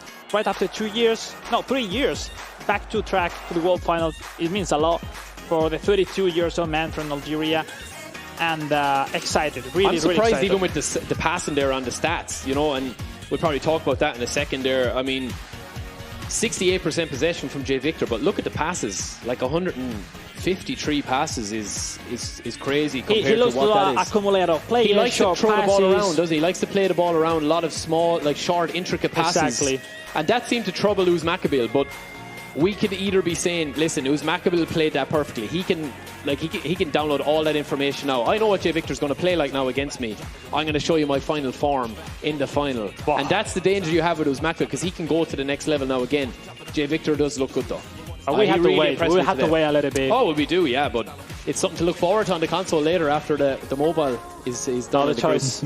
We're getting ahead of ourselves. Yeah, you are, boys. A couple of hours or so to wait until that knockout stage match between those two. I mean, congratulations. What a fantastic game that was. Yeah, unbelievable. It's not often we see Makabil held to such low possession, guys. They will rematch against each other in the final later on. But that is a big psychological advantage for João Victor. 68% possession against Makabil. It's not easy. No, but it's the thing I was really impressed with in that game was Jay Victor. He's not waiting on other results. He just was like, right, I'm going to win this game regardless of the other results, regardless of what's going on around me. And from the second half on, he looked incredible. No, defensively, I know people would say, like, yeah, he's a brilliant dribbler and, everything. His defense and his tactics, kicking the ball out of play, pausing it and scoring within the next possession. That just shows his IQ, his actual brain. We saw, behind it. Yeah. You said very well, reading the tempo, no? Yeah. When he was leading, astonishing performance. Even when he was losing, fast reaction. He gets angry right after the concede. Did the best chance so far from the day of him, like taking his time to build up his play, accumulating some play, and then he found out, like, maybe Makabil is beatable, and from then till the end, we saw a different version. Makabil maybe also the needs that he was qualified already. Yeah, that's the thing. We've seen it before, Harry, haven't we? We've seen it before where you do get that free shot. It is a huge advantage for Makabil to get that free hit now. And to be able to say, listen, I have it now. I have this figured out. Am I right in saying that in the eFootball Open, because there are two routes to qualify to the World Finals, João Victor is in his Americas round, but I don't think Makabil made it to the next round. Am I right in saying that, or are they both there in the eFootball Open? From what I see, both are out from the first, so he will not only the last chance in the Open. So, I mean, it's now or never. I mean, if I were them, I would not wait to the Open because it's a massive competition, even more competitors. I will not wait. This is the one. Yeah, I agree. This is the one. It's now or never for those two then. That will be a very, very tasty match to watch later. Do not miss it. We can take a look at the final table results then of the console group stages. It's done and dusted now. Here are all of the results. That match 6, Zilo did do his part. He scored as many goals as he could. He got his 3 points, but as did João Victor. We can take a look at what it does to the group standings. He needed a favour, Zilo, from Makabil. He did not get that, and as a result, it's Brazil versus Algeria in our console final later on in the knockout stages. Stay tuned for that. But first, we have the mobile platform, guys. Here's the tree we can see here. João Victor versus Makabil. Talk to me, Barry. That is a big blockbuster match in the knockout stage. It is. I mean, that's going to define who is the Inter champion, and whichever champion does end up representing Inter, it's going to be an unbelievable champion for him, because we're seeing Makabil on top form. We've seen Jay Victor I think I've been very impressed with him, what I saw, especially in the second half. Maybe it's not the defensively. team has treated him the best, even with that, still in the final. But that's why I'm surprised. That's why, because I was thinking defensively, will he struggle a little bit? Will he be in a situation it's where... It's not that dribbling team. Yeah, but he's making it work. Right. And he's looking very confident with it. So, yeah, it's a blockbuster. I think that, I mean, it is the matchup. I think that the rematch, we always like a bit of drama. Even people at home, that game, 3-time world champion against the most emerging talent across the world, for a spot into the world finals. What do you want more? What more could you want? Yeah. What more could you want? It's like a crossing of generations, the next generation versus the old guard guys. A fantastic match there. Alex, just quickly, how surprised are we to see Zilo not make it to the final? We always knew, 3 big names, only 2 spots in the knockout stages here today. We always knew that mathematics wouldn't really play out for one of these 3 players. Yeah, good Are we question. surprised it's Zilo? I think his odds, his chances were more that game 1 against Jay Victor, because I think he knew in advance when he saw the level of Makabil that he maybe had no chances to beat him. They know each other a lot. They were teammates. You mentally have different mindset depends your opponent. I remember back in the days when I was facing a Torito, he beat me in 99% of my practice, but against any other player I was really sharp. But when I was facing a Torito, I knew in advance, like, oof, maybe against this guy I need to do a perfect match. And I think it happens something similar to Zilo. Maybe Zilo not facing Makabil in game 2 will end up him into a solid victory, and maybe 3rd game against Makabil will end up in a better position not to face mentally that game.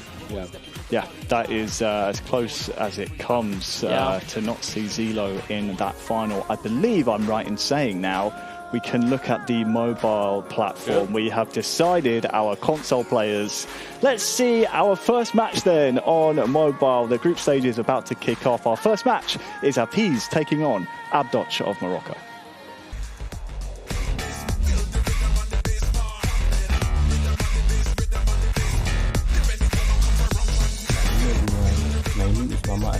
I am representing Asia's Indian competition.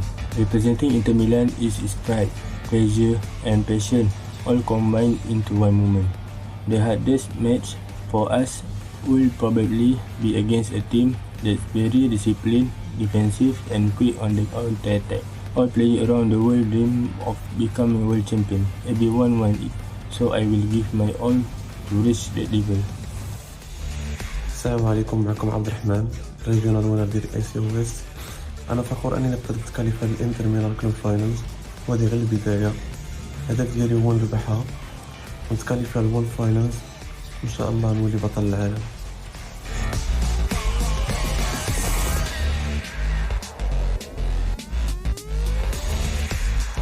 Well, here we go. We are into the mobile platform, Alex. New competition, new chance to get into the final.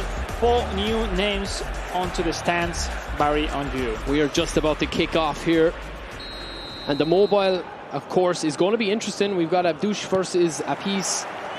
Will we see different tactics here? You still see that full blue from kickoff.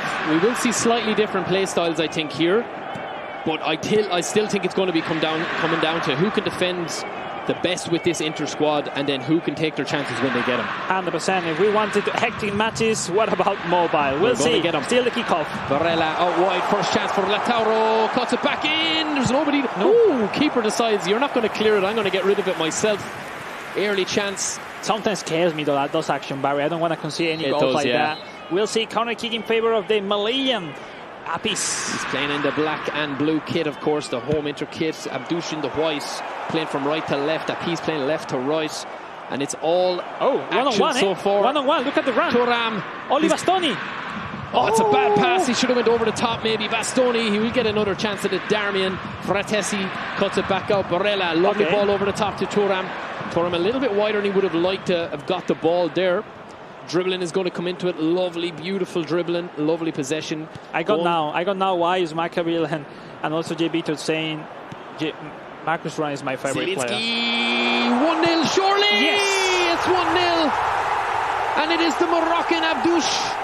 He had a chance a minute ago. He didn't take the right option.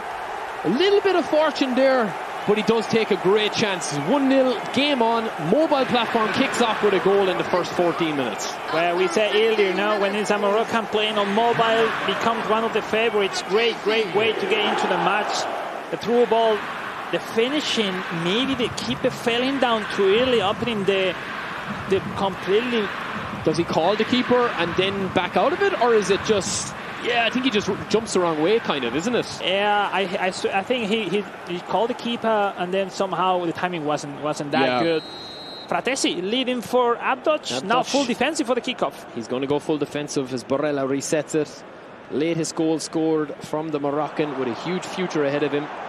Thuram looking to get back into this as Apiz. It could be a goal here the other end, but Akanji is going to clear from a fine save from Samar. Thuram, Bastoni wins the aerial duel. Sukic, midfield general. Barella, that's a bad pass, and look how open this is through the middle. It's a miss. Offside, I guess. Just offside, Alex. The timing a little bit late. He made the run, he didn't get the pass, then he backed up, and then it was too late. I think sometimes you don't expect that easy pass. Yes, regaining the ball, and then the ball over the top. Oof. He's taking a lot of risk. Apiz, not his build-up play, not leaving many people behind. He's very open at the back. That's a worry. Maybe he needs to switch things up a little bit, because you cannot give opponents of Abduch's talent these chances. Because, you know, a potential second goal is massive, eh? It is huge. It's Once a lovely again, over the top look at through the ball. speed. Thuram cut back inside, you'd imagine. No, he takes it on. Brilliant. It's brilliant dribbling. Now we look for the cross in. Fratesi goes short. Intricate passes. Barella back into Fratesi. It's two. It's a beautiful finesse finish. A lucky bounce, but the finish is unbelievable. It's a second goal from the centre midfielder from Inter in an advanced position. And the Moroccan looks very sharp today. And let's point out exactly that double touch, first touch for Fratesi, because that animation movement, getting in front of the player, if you just wait to control the ball, you never get that ball.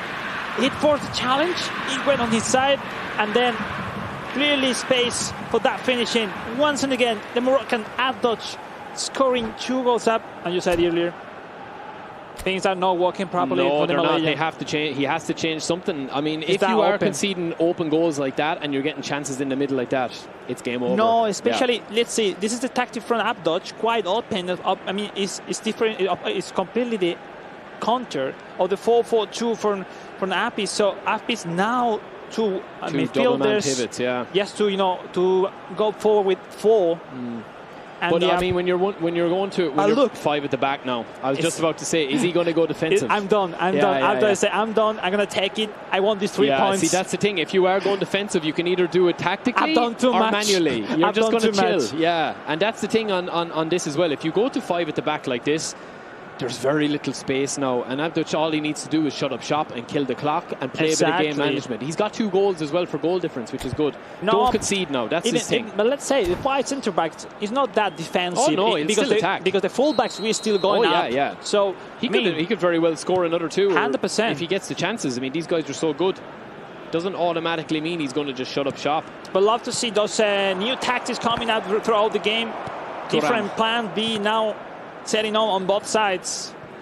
Fratesi, Abduch looking to stay in control. That's a lovely ball again over the top. Taking match advantage from these balls. Fratesi, who scored 2. It's a heavy touch and a heavy tackle, but Akanji just left a mark on him. Isn't it found interesting Fratesi scoring twice? Yeah. We haven't seen any goal from console. No, very interesting. Mkhitaryan gets the ball. Sukic, midfield.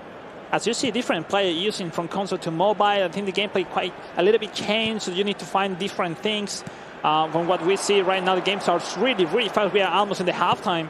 But now the long ball. Martinez just could not get it. Lautaro looking at the back post there to get in. Thuram. And you can see now that Abduch has... He's really gone back defensive.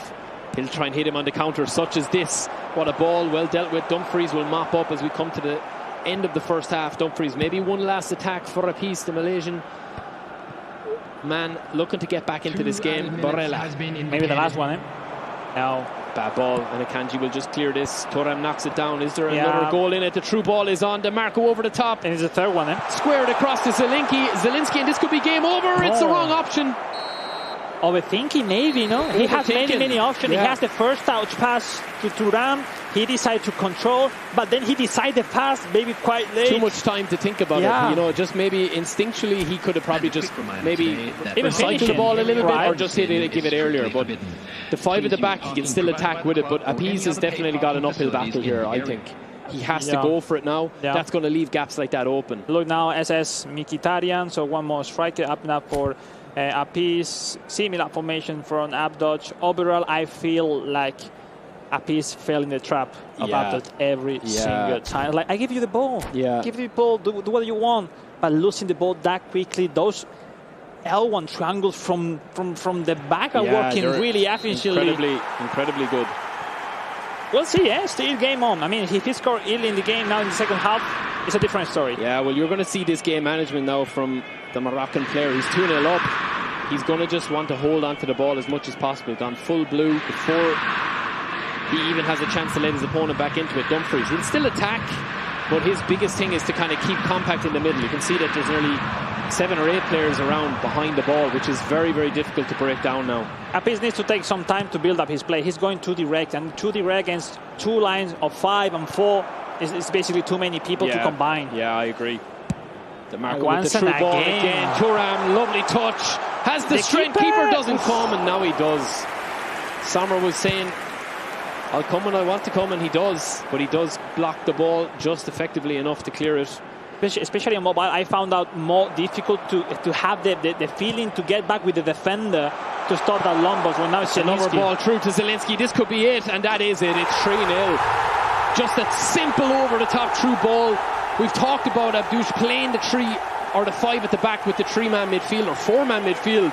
But he's had all the chances, and it's all come from over-the-top through balls. Now overall, Abdoj is mastering how to play with Inter.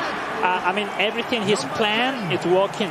I mean, I feel like Appice is playing like the typical 4-4-2 formation of Dream Team rather than playing from what Inter needs, you know. And we saw pretty similar from Abdoj compared to Makabil before. And both is working. I mean, I think Inter has that advantage. Di Marco, long balls, Marcus Thuram is really fast.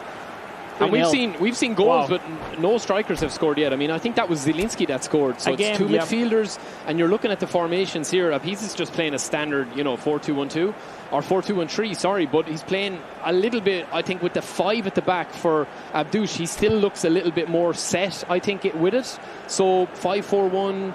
4 centre midfielders or 2 DMFs and 2 centre midfielders. I don't know. I got the feeling that they are just simply changing to see if something new happens. I mean, I don't really see any kind of reaction from Appice. Abdul really control every single thing from the game. But that, I mean, what can you really do when you have a tactical matchup? Because once you go a goal down, it's very hard then to change, and you have to go on to plan A to B to C to D, and then sometimes just the match gets away from maybe you. 3 centre backs, or maybe go 4-2-4. 4-2-4. Kind of be already there in the defense, not waiting time to get up front. So, I mean, it isn't easy. You need to go when someone puts 5 centre back. You need the counter, especially on mobile. On console, you don't really need to look for the counter tactic, but on mobile, it's like a chess game, 100%. Well, we will see that through ball, I think, again and again and again. And for anyone watching at home, you were seeing an Inter masterclass really with those through balls. Again, it's a beautiful pass, Mkhitaryan, and it is continuing to work. I'm sure Appice is desperate to defend those balls every single time going forward. Mistake at the back. Borrella does mop it up. And time is running out now for Appice. Had a really good qualifiers, but struggled today so far in this opening fixture. In the How difficult is to reach this competition? How many rounds online in game? Be the best from the region to be in here. That's lovely play. My fault, Wim. The keeper comes.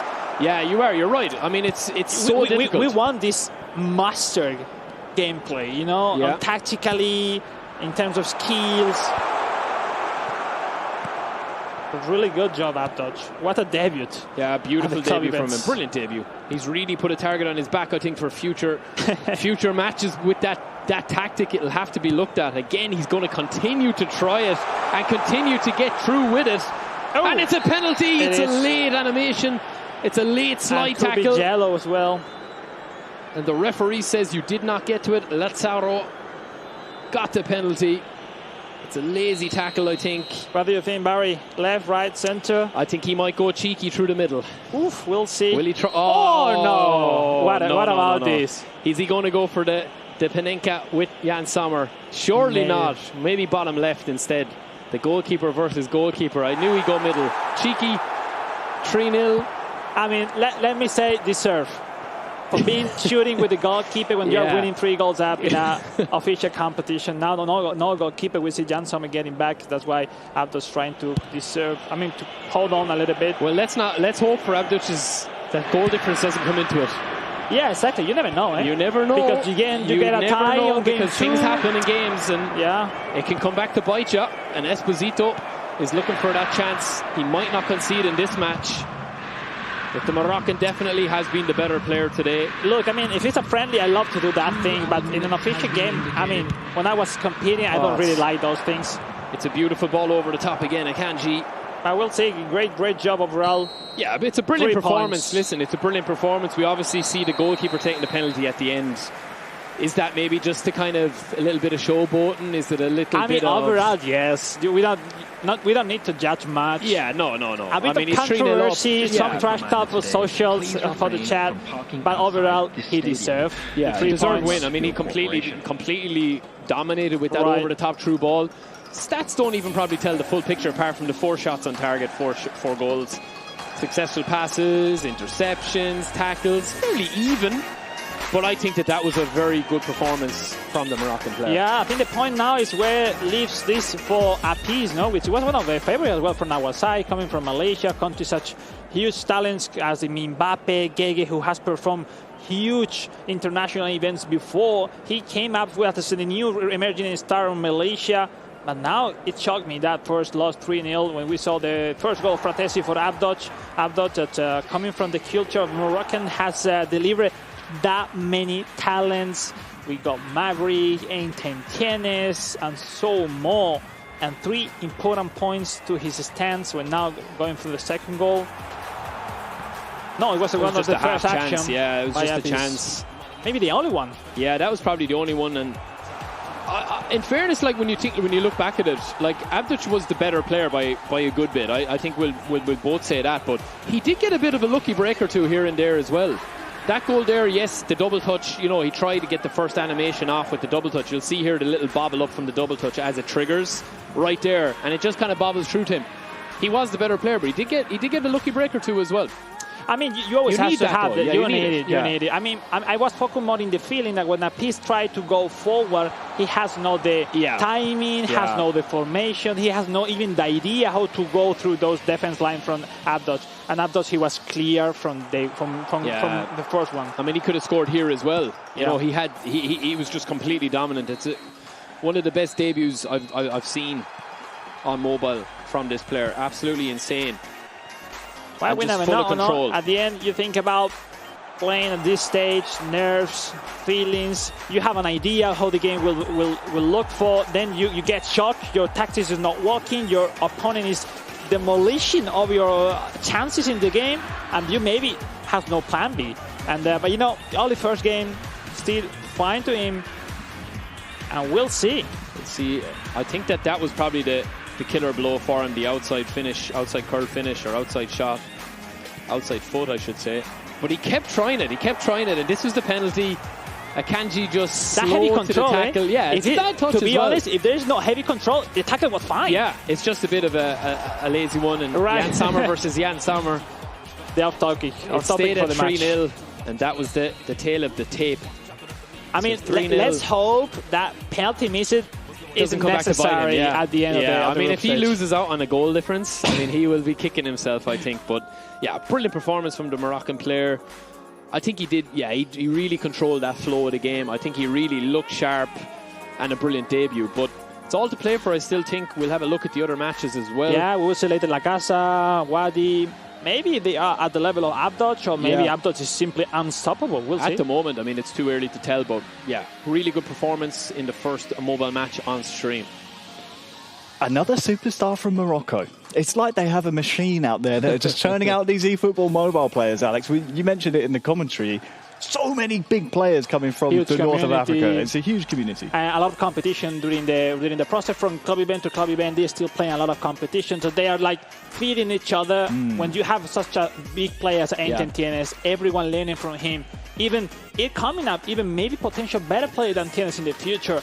But at the end, how many? 10, 12 really mobile players from Morocco is massive. Yeah, it is huge. I'm even seeing on social media, they're almost having a player ratings within their own nation, like a leaderboard, like a ranking. Yeah, Tienes so they at the take top. even this result to that ranking. It is so funny. It's all the same, yeah, right. It's almost as if they have a sharpened steel mentality. That's where, the best. as you said, they're all improving each other. We can see the tail of the tape here, as you guys rightly pointed out. A tough start from Peas, isn't it? I mean, how do you come up against someone who is having such a really good debut? He couldn't stop that over the top through ball, Harry. That was the biggest problem. I think when that happens, you do have to have a plan B. But I just think that he didn't really have it because he just couldn't get into the game. Exactly. He couldn't sit on the ball. Possession was a problem for him.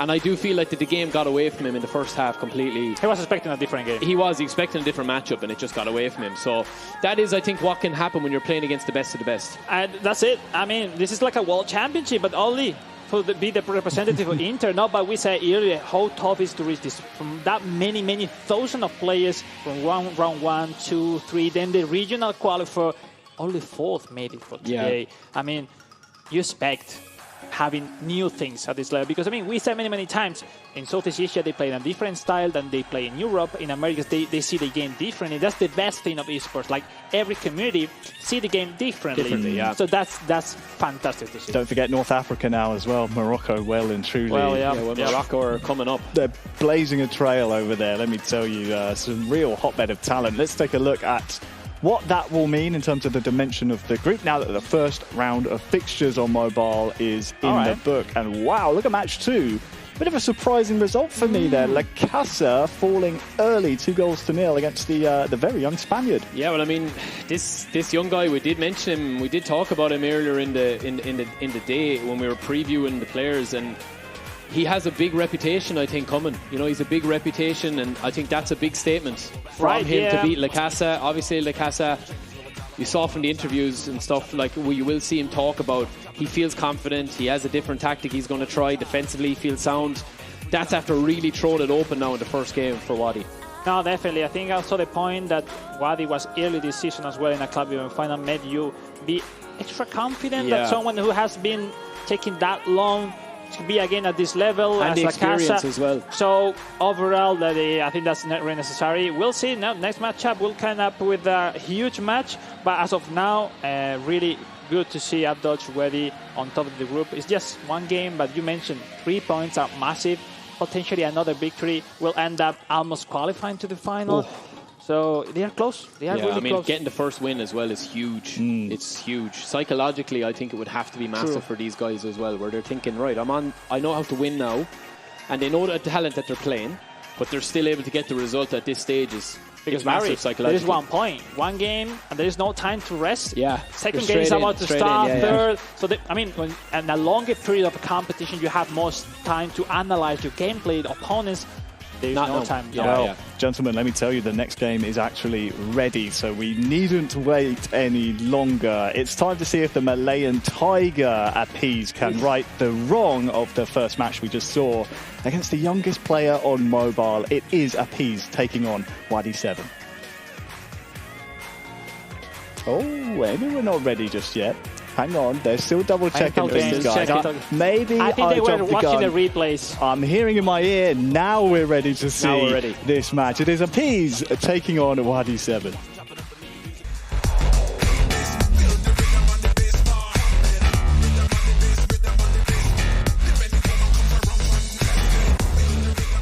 السلام عليكم، معكم وادي جمال ممثل الانتر بطل اوروبا. الخطه ديالي نحاول نربح الماتش الاول. انا عارف النيفو ديالي ونتمنى اني نكون من اللعب للنهائي وعلاش لا نديها ان شاء الله، حيت انا جاي باش نديها حيت كل ما كانوش هما ما غنكونش انا هنا. الدعم ديالهم كنشكر الجميع. السلام عليكم.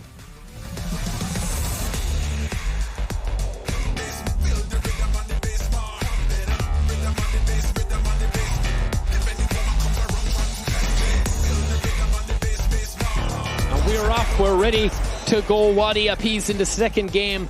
Wadi, of course, the Spanish man playing in the blue and black of Inter from left to right. The European regional winner versus apiece, who we just saw have a crushing defeat there in the opening round. And Wadi's off to a flyer as he won his first game as well. Oh, it's good defending. And let's see the match. Apiece is a last call to him. This is it. He has to win here, really, you would imagine, Alex. And in front, someone which is still on fire as of now. 3 on 3 points. We'll see now, starting with the kickoff. Long kickoff, still with the possession. Martinez, will he try a double touch or a fake here, or just a touch and go and over the top? He does, over the top. Back to Thuram, and it's one. Simple as that. You could almost see it unfolding before our eyes before it happened, and Thuram gets off to his first goal for Wadi on the stream. Absolutely simple goal, but a very nice goal as well, Alex. Kick us off. Great goal by Marcus Thuram, player of the week, Fox in the box. Approaching that link up with Federico Di Marco. We saw earlier before, players on mobile are rather expecting, looking more, forcing that action, the pass back, the ball over the top. Yeah. It's working. It's working, Their opponents are having a hard time to drag the defender back to following those running forward. 1-0. It was a long kickoff. It was the Spaniard, Wadi, taking the lead. Wadi is the man, I think, with the plan here for that over-the-top ball. And it's been interesting, as we've seen in the first game as well. It looks very effective. Thuram gets the ball forward. Di Marco. Wadi will be looking to control this game now, I think. Zielinski. Yeah, especially, let's see, because as Apiece is once and again starting losing the game, mentally maybe he will take calm, build up his play comfy, or he will rather push forward, taking many risks. We'll see.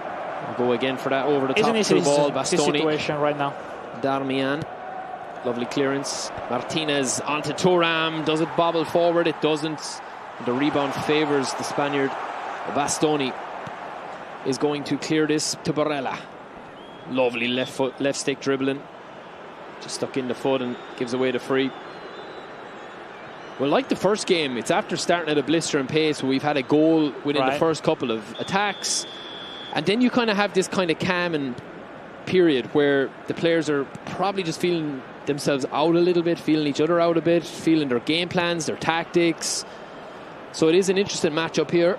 Sukic spreads it out wide to Darmian, and then Dumfries. I think Apiece is starting with the same tactic as before on game one, but somehow it made him struggling a little bit to go to the pressure when the possession goes to Di Marco and the right winger. It came like a bit late, so once he arrived, leaving a lot of space behind. Now we'll see if Wadi can approach it.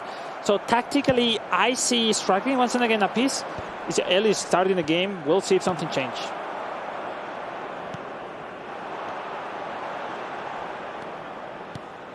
Long possession from Long Wadi. possession, just catching our breath as Thuram gets dispossessed. Akanji to Fratesi. We don't see that often on mobile. Thuram down the other end for Apiece. There's a chance here if he goes over the top, which he does. Thuram! Oh, Sommer.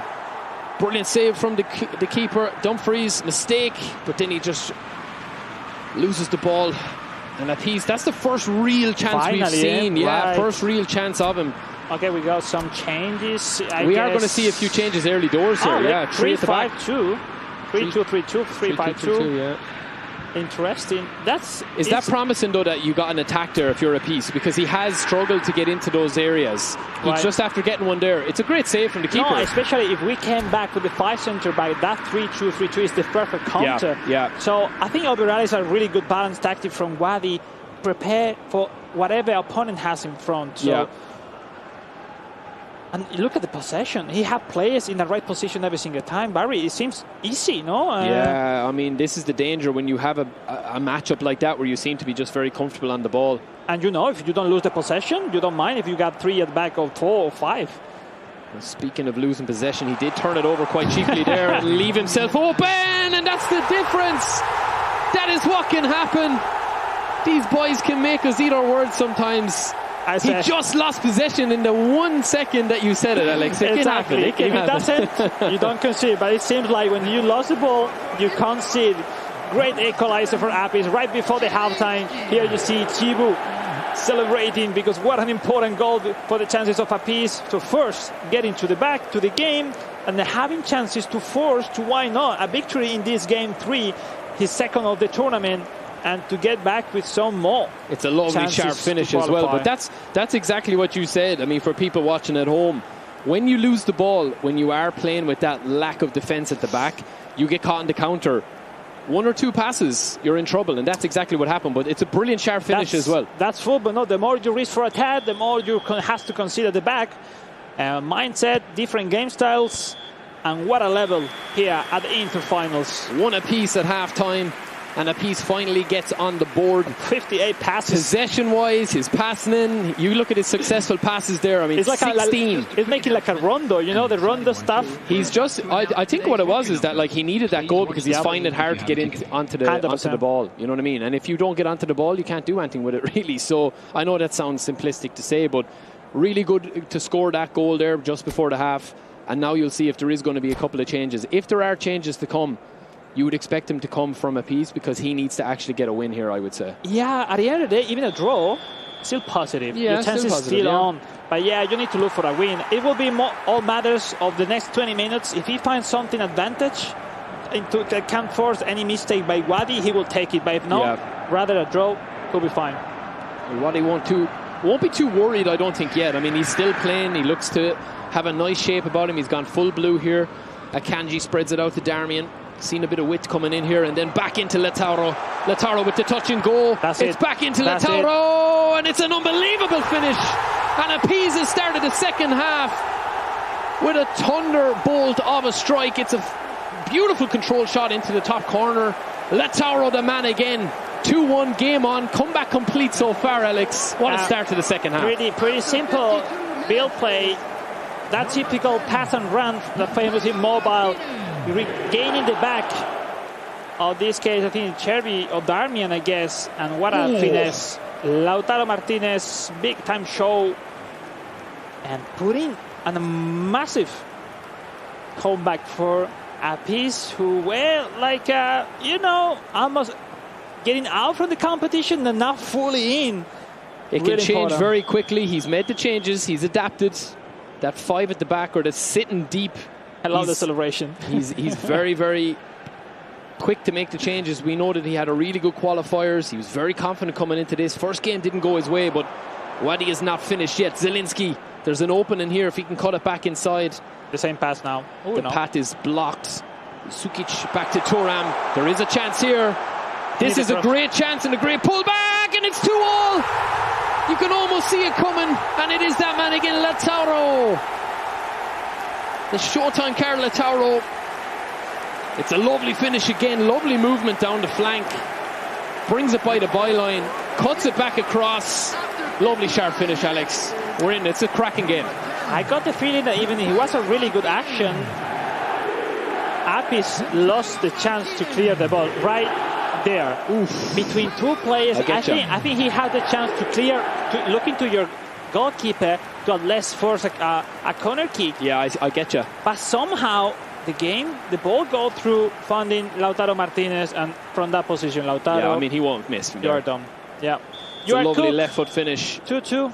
60 minutes gone, pretty much as we come up. Oh, what's a massive. It's a bad man for the chances of Apis in this game. We'll see now. You have something extra to say. Yeah, this has been a great match.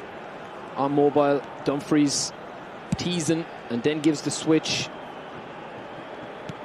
Okay. Dumfries, mistake at the back. And Apis does give him the ball back quite cheaply, and then he goes out wide again. Apis now pushing forward a little bit. Dumfries. And again, we're seeing a little bit of extended possession here, or maintained possession from DeMarco. These boys Wadi don't want wants to. That, exactly that. Bragging out of position, Denzel Dumfries. Needs to be careful though.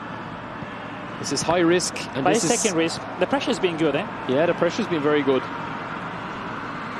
Apis looks slightly better defensively today. He looks set up better defensively today. I agree.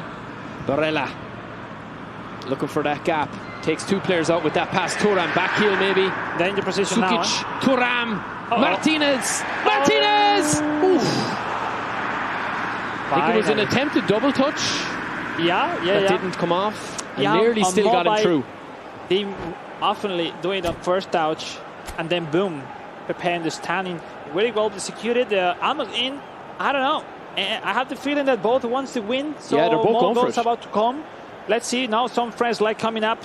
When we see now the chances, Fratesi's in, and we'll see if someone else getting for the last 25 minutes. Barry, I guess it's left. Interestingly enough, as well, playing out wide formation. Right. You know what I mean? So it's interesting to see that tactical change. Yeah, I think they don't want to suffer those long balls at the back. Long balls. Even with that, they are suffering. Yeah. Even out wide can be a bit pushed up, but they're suffering with you suffer less. You suffer less. Yeah. The funny thing that on console they will keep him playing kick counter, and that they were controlling because the gameplay are not exactly the same. Yeah. I get you. The meta here obviously is clear. Funny that Marcus Thuram is entering with the player of the week. So it's interesting now how the last 20 minutes will end up for these two.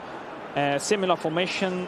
I think we're not in a position to make anything. No, this is a very open game. Yeah, exactly. This has been a cracking matchup as well. Really exciting game, lots of action. Few mistakes thrown in as well.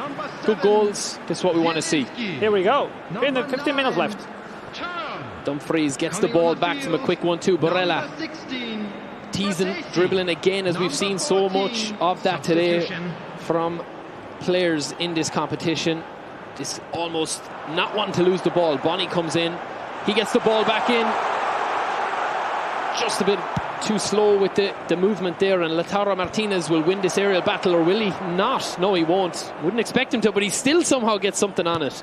Dumfries. We'll see now. Bonnie Barella. Martinez again down the other end for Wadi. DeMarco back into Martinez, looking for him, but he doesn't find it for that extra pass. I found out now, Barry, that Wadi is playing 5 centre-backs, so he switched from 3 to 5 at the halftime. That's why he's struggling a little bit. He needs more time to go forward. That's why he's making a lot of switch of play, because he doesn't get that advantage as before. On the other hand, he's defending better. Bastoni, Fratesi. Is there a winner in this? Lautaro Martinez. The last one almost, eh? If anyone's going to get it, it could be him. A piece, eh? With the last one. You think? Mkhitaryan with the last chance. It's the 1-2, Barella. Martinez is through. Oh. Those are the margins. That could have been a brilliant win there, but I think 2 points apiece is probably a fair result for that they split the points. I feel bad for Rapis. Yeah. I think he did the most difficult thing. That comeback, leading, and that I don't really see it as a mistake, but he had clearly the chance to clear the ball through your net to force a corner kick rather than concede a goal. Yeah. But when you are as a player, Barry, you want to clear the ball perfectly, and sometimes the game forces you to not to do things perfectly, because then you can see. Let's see the replay, the highlights. We'll see the highlights here. I mean, it does tell the tale, but Appice will feel slightly let down by, because he did actually, the first blow, he got again. He went down in another match. He's on the mainstream. He's 1-0 down again within 10 minutes, and he came back so effectively. He came back so well that I do feel a little bit, I do sympathise a little bit with him. But take nothing away from Wadi. Will you see there with the highlights here? He kept going, made tactical changes. Appice really impressed me with his movement from this kind of moment on. This is a great chance here with Thuram, gets the ball in. That could have been a goal there, but then he did eventually get his goal. Misplaced pass. Fratesi takes it on, doesn't take too much out of it, waits for the run. Touch from Lautaro. Lautaro touches to Zielinski, and it's a beautiful finish. The marking maybe too far to block that shot. When you leave that distance, you open the door for that finesse. Lovely Zielinski. But overall, I'm happy with the game overall. But we have seen an improvement, a huge improvement from Appice from game 1 to game 2. That was an incredibly intriguing game as well to watch. It was very entertaining. It's not bad at all, because Wadi is like almost a point or a victory ahead to qualify. Appice needs to win the last match. It could be everything about goal difference. We'll see. But you want to see those reactions from the players. This, of course, we thought might be the winner. 2 cracking goals from Appice in this game, and he went 2-1 up after being 1-0 down on the 51st minute. It's a brilliant finish again, talking us through that, Alex. I mean, it's just a fantastic finish, really, right into the top of the net. No chance for Sommer in goals. This guy is inside the box. They know how much to push. Exactly how much power. Yeah. But it wasn't to be. And of course, as all great players do, Wadi comes back. Letauro again, the man of the moment. To me, it was a bad pass. To me, it was a bad pass because there was two guys in front and no one were able to clear the ball. It ended. Going in. Yeah, I can see what you mean. I see what you mean. The pass kind of nearly bobbles out to Martinez. But Letauro does not miss those. And this was the last chance. Probably just pushed it a little bit. Could have been another goal, but they share the spoils, Alex. And there is the tail of the tape there. The possession from Wadi. Absolutely insane. Nearly 70% possession. 2 shots, 2 targets. 3 shots, 2 targets from a piece. And let me say that those stats are not really realistic. I more feel that Wadi was first half him. Yeah. Once he conceded, he swapped to 5 defenders. He wasn't able to dominate as much, and it was a piece the best in the second half. I agree. But at the end, you know, if you concede mistakes, nerves, you pay for it. And in this case, a piece lost the chance of the victory. I think as well, if you're looking at it, a piece probably has learned a lot from the first game as well. Right. Probably a little bit naive in the first game. Now he looks to have mastered that stopping the through ball over the top. In fairness, Wadi looks like he's still got through his defence. But 2 unbelievable goals from the Malaysian man 100%. today. So yeah, 2 really good goals on mobile today from him. But Harry, it's all to play for, I still think. I mean, we're saying it all the time, it's all to play for, but that was much better from a piece there. I think he settled into the game, and he probably will feel like he should have won that game after coming back. You know, if you're 1-0 down and then you go 2-1 up, you do have to close out the game, don't you, really? If you want to win these tournaments, you want to be world final champ, you want to be world champ, you have to be able to change the tempo. But at the same time, this is the right tournament to learn from the future. That's He's true. just at 19, so I think we expect more competition from Apis in the near future. Coming from a country as Malaysia, obviously it's tough to just winning in your country, but I expect him here many more times. Yeah, I mean, Apis coming to life, guys. You rightly called it. Just 40 successful, less than 40 successful passes. Didn't matter at all to Apis, though, as now he has his first point of the group stages on the board. We can take a look at some of the other results elsewhere as well to see exactly what that's done to our group table. Here we're looking at Abdoch taking 3 massive points 3-1 against La Casa, 3-1, as you rightly say there, in that match number 4. And if I'm right in remembering, Abdoch now should, with a 100% record, be guaranteed that place in the knockout stages later. Let's take a look at our group stage tables, guys. And it is down to the 2 men that just played, Wadi and Apis, for that final spot. Yeah, I mean, that's really after making things simple for us, I think, because the Moroccan man looks to be the top draw here now today. And then pretty Wadi, similar as was Makabil, right? Pretty similar, yeah. Right? Yeah, pretty similar how it's actually coming down to the last one then when it's already the table set like that. But yeah, I mean, La Casa will probably be a bit disappointed there. I mean, you know, we will see him here, but I think he's playing for pride now. I think he'll be a bit disappointed, but I saw a lot of Apis in that game. I know we'll see. You know, we've seen his 2 matches, but the 2 guys at the top, I think, are probably, you know, Abdouche is probably the main player that we've seen today on mobile. 100%. I mean, I'm already looking forward to see La Casa on social after the competition to see what is the experience today's matches, because I mean, coming from a runner-up at the World Finals only 3 years ago, you're expecting that something else, not just no points after 2 games. After 2 games, yeah. But you know, it's difficult. New generation that coming out. 2023 was the only first-year edition of esports on mobile, so I expect way more talent coming up. What is true that the Abdoch, similar story on the console, is also now facing Wadi in last match and potentially can lose the first position if he lost. So it's basically a replay of what happened on console. So, but don't underestimate, Apis still having chances to go through. He needs to wait that Abdoch beat Wadi, and he needs to, you know, win by a lot of goals. So maybe, guys, we're going to have a lot of goals. We could have a last bit of drama, which we could see. We want to, come on. We want that. But I do feel today is like what Alex is saying. I do agree with that like the best players will find a way to win. You know what I mean? The best players will find a way to win regardless of things. And that is what has happened, I think. We said before, maybe the format is too short. You have not really time to the better to show the level. Well, they're really doing that. I mean, from game they are. one, I mean, today, straight in. massive. Yeah. Well, guys, we know who needs what to join that man, Abdosh, in the final, in the knockout stages later on. Let's find out if Apiz, who needs help from elsewhere, can take down La Casa. That match coming up right now.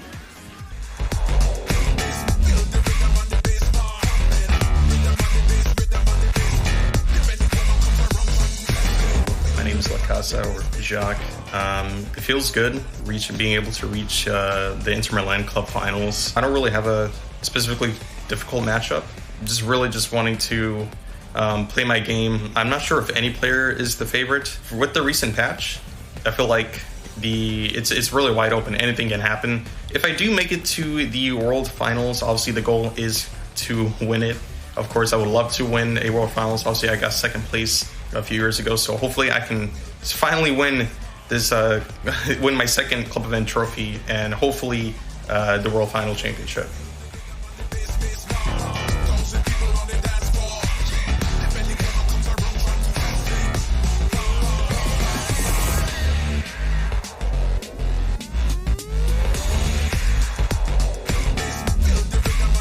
Well, here we go. We are straight in at kickoff. Of course, we just saw the American La Casa there from the interview. Alex saying, you know, he feels like this could be his time to win, or he wants to really win it. It hasn't gone his way so far today, but off to a blistering start, and he's conceded straight away as I'm talking. Apiz with the first opening goal within 3 minutes, and it's Bonnie that scores, the centre forward. What a start! I mean, well, everything looks like was going to take the ball. La Casa, he missed the run by Bonnie. And what a way to start from the man from Malaysia, Apiz, who is doing the right thing. Start leading as soon as possible. Now putting the pressure of La Casa and start to scoring goals. Barry, he needs 3-4 by 4. He needs to win by a few goals. But La Casa, I think there, I mean, it'll be interesting to see how the rest of his tournament went. But defensively there, I think it's a Serbi that just switches off. I'm not too sure who it is. We said early today, I think the update from Thursday from the game, it put everyone on a tough position now in terms of confidence with the gameplay. I'm completely agreeing with La Casa. I think the gameplay has wide open, giving more chances to more wide tactics a little bit, and maybe it's not his game style at all. But I mean, overall, I mean, it's good to have. I love this guy. He deserves a lot. He's a really good person as well. But yeah, today has not been his day. Yeah, it hasn't. And I mean, we know his talents, and he'll show him. I mean, as this game goes on, you will see his skills. La Casa, one of the best to do it, but just hasn't suited him today. I think he just has struggled with the other results as well, and such is the talent that's on display today. Apiz 1-0 up, playing in the black and blue of Inter, the home kit, and La Casa a goal down. In case you're joining us, the American, it hasn't been a good day for him so far as we head into the last match of the group stage.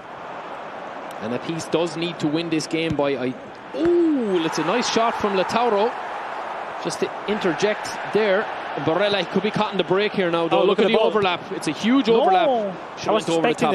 Yeah. Yeah, exactly. Oh, it's lovely ball to Martinez. La Casa, could he get one back in? Back post, recycle. It's just not falling for him. He's trying. He's definitely trying. He's trying, yeah. He's looked very, very strong going forward with the ball. He's been playing pretty much since he conceded. He's controlling the tempo quite well. He's taking a different intensity now. The pace is now. A lovely ball in, and the finish just overhit.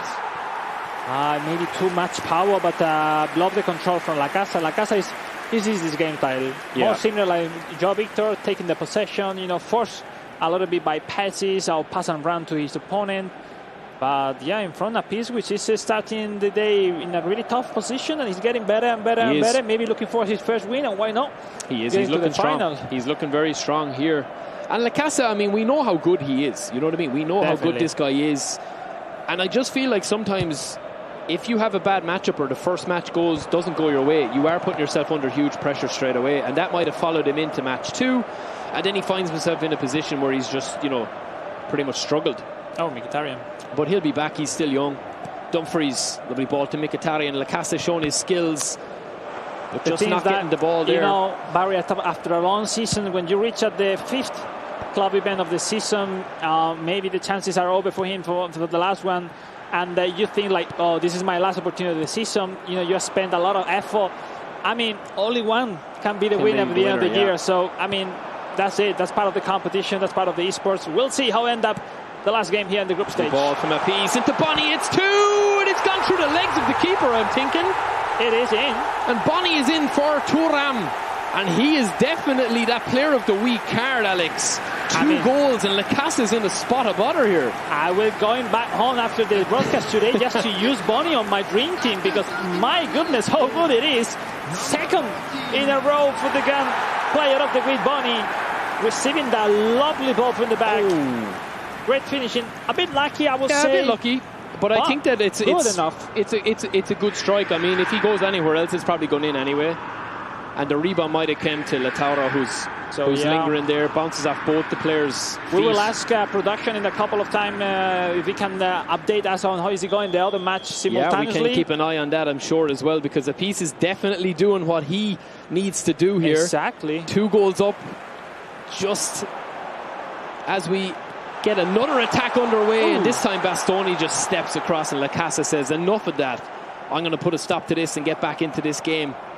Zielinski, Thuram looking for that run, and again it's blocked off, and now Zielinski for a piece. And here is the graphic that you asked for, Wadi. Alex. Look at this for class delivery from the production team. Massive scoring in favor of Wadi. He needed to win. He's winning. He is winning and leaving nothing to chance. Dumfries cut back. We'll keep an eye on that other match as well. I'm sure everyone at home will be interested in that one, but for now it's looking like a huge result in both of these games, as a piece is playing through Bonnie. This is the table as it stands. Similar story as in console, eh? The one coming in second position before the last round into the top. Oh, just like that, as we're watching and talking about it, it's back in at Lacasa with a beautiful goal. It kind of happened, and Bastoni is saying, come on, let's go, let's get back underway. We were only after conceding, but it's 2-1 right on the stroke of half-time. Lacasa with Thuram takes the ball back to the halfway mark. It's intercepted at the back here, and then it's played forward. Lovely the ball over the top. Nobody deals with it. There's 3 interplayers around. They just don't deal with it there. Lacasa with Thuram. He loves this Thuram card, he told me. It's a lovely ball through, but just nobody deals with it. Bastoni is ball watching. Game on. When you are facing the fox in the box, there's nothing to do. You know, that's the card. That's the game. That's the card special is of Marcus Thuram, and good timing. I mean, Pefe. I mean, I think he's gonna push till the end. You're not gonna lose all your matches and no reaction. At the end, he's more the pride of yourself. Oh, definitely. I mean, we know how good he is. I mean, Lacasa is a great player, and you know he's showed that today. I just feel like when you are playing against other really good players as well, everything has to go right for you, and you have to be perfect defensively and when you get a chance. He's after taking his chance that he's got there, but he did concede the 2 goals as well that are kind of like a bit of a killer blow for him. Especially, he can still get back in. The comeback is still on now. We'll see. There is the comeback from the man from the US, from Jax, from Lacasa, representing the US since day one. One of the... Thuram! Can we get the equaliser? We can, straight off the rip, straight from half-time. And it is that man again, Thuram, with his 2nd goal, that player of the week card that you mentioned. Unbelievable. They said, look at the celebration. Finger to the head. It's Marcus Thuram getting the equaliser. Momentum-wise, how quickly everything can change in an eFootball match. Control, the marking wasn't the best because he made that easy, another turn from Thuram. No opposition in front. Well, Lacasa does not want to leave this competition with 0 points. He's too good of a player for that, he will feel. I'm not sure if Apis is aware of the result of Wadi and maybe not. Because his drastically mindset fell down. Yeah, he seemed to be since he got the 2 goals up, and then he's just kind of switched off. Yeah. Maybe he realizes that it's too much of a hill to climb if the results don't go his other way, or his way, the other results don't go his way. Yeah, I mean, from my side, my advice is always to approach any single game you can play at the top stage, like today, because, I mean, these games teach you a lot of things for your future. I mean, it's nothing compared to play from home any other competition, so we'll see. Look at the funny formation here now. Look at the crazy, just 4-3-3 or 4-3-1-2. Well, he's playing so defensive, I think, because he's probably worried about that over-the-top through ball, which is fair. We mentioned it the whole day. Yeah, but just because you're set up that way doesn't mean that you have to be ultra-defensive. You can still get goals, as we've seen. Both guys have scored 2 goals each, so... I mean, the position in the map, it teach you from where start your defense line, but that doesn't mean we'll stay there every single time. Well, Api's looking to get a bit of flair and get a bit of skill. Both of these guys having fun now. It's been a day of mixed fortunes for both of these men, as they're only looking on at other results to see Lacasa obviously losing those 2 games, so he is out of running to qualify today. I'm sure he'll be back in the future at other events, but how cool it is, Barry, having the chance to represent Inter personally at the World Finals. I mean, could you imagine when you were a kid having the chance to represent such a big club by playing your favorite video game? Amazing club and an amazing squad in the game as well. I think a bit of a squad that, when you look at their players, very solid in a lot of different positions, and especially for like passing, you've got DeMarco, you've got Mkhitaryan, you've got Borrella, who's really good box-to-box style player, depending on what card you're using, and then Thuram and Lautaro Martinez up front. Lautaro Martinez must be one of the best strikers in the game. Fast, they have an aerial superiority, have every single, skill from a striker. But let me add something. I do believe like Barca and Inter are the only different squads compared to the rest in terms of club events that can force you to do something else in terms of gameplay, and I love that.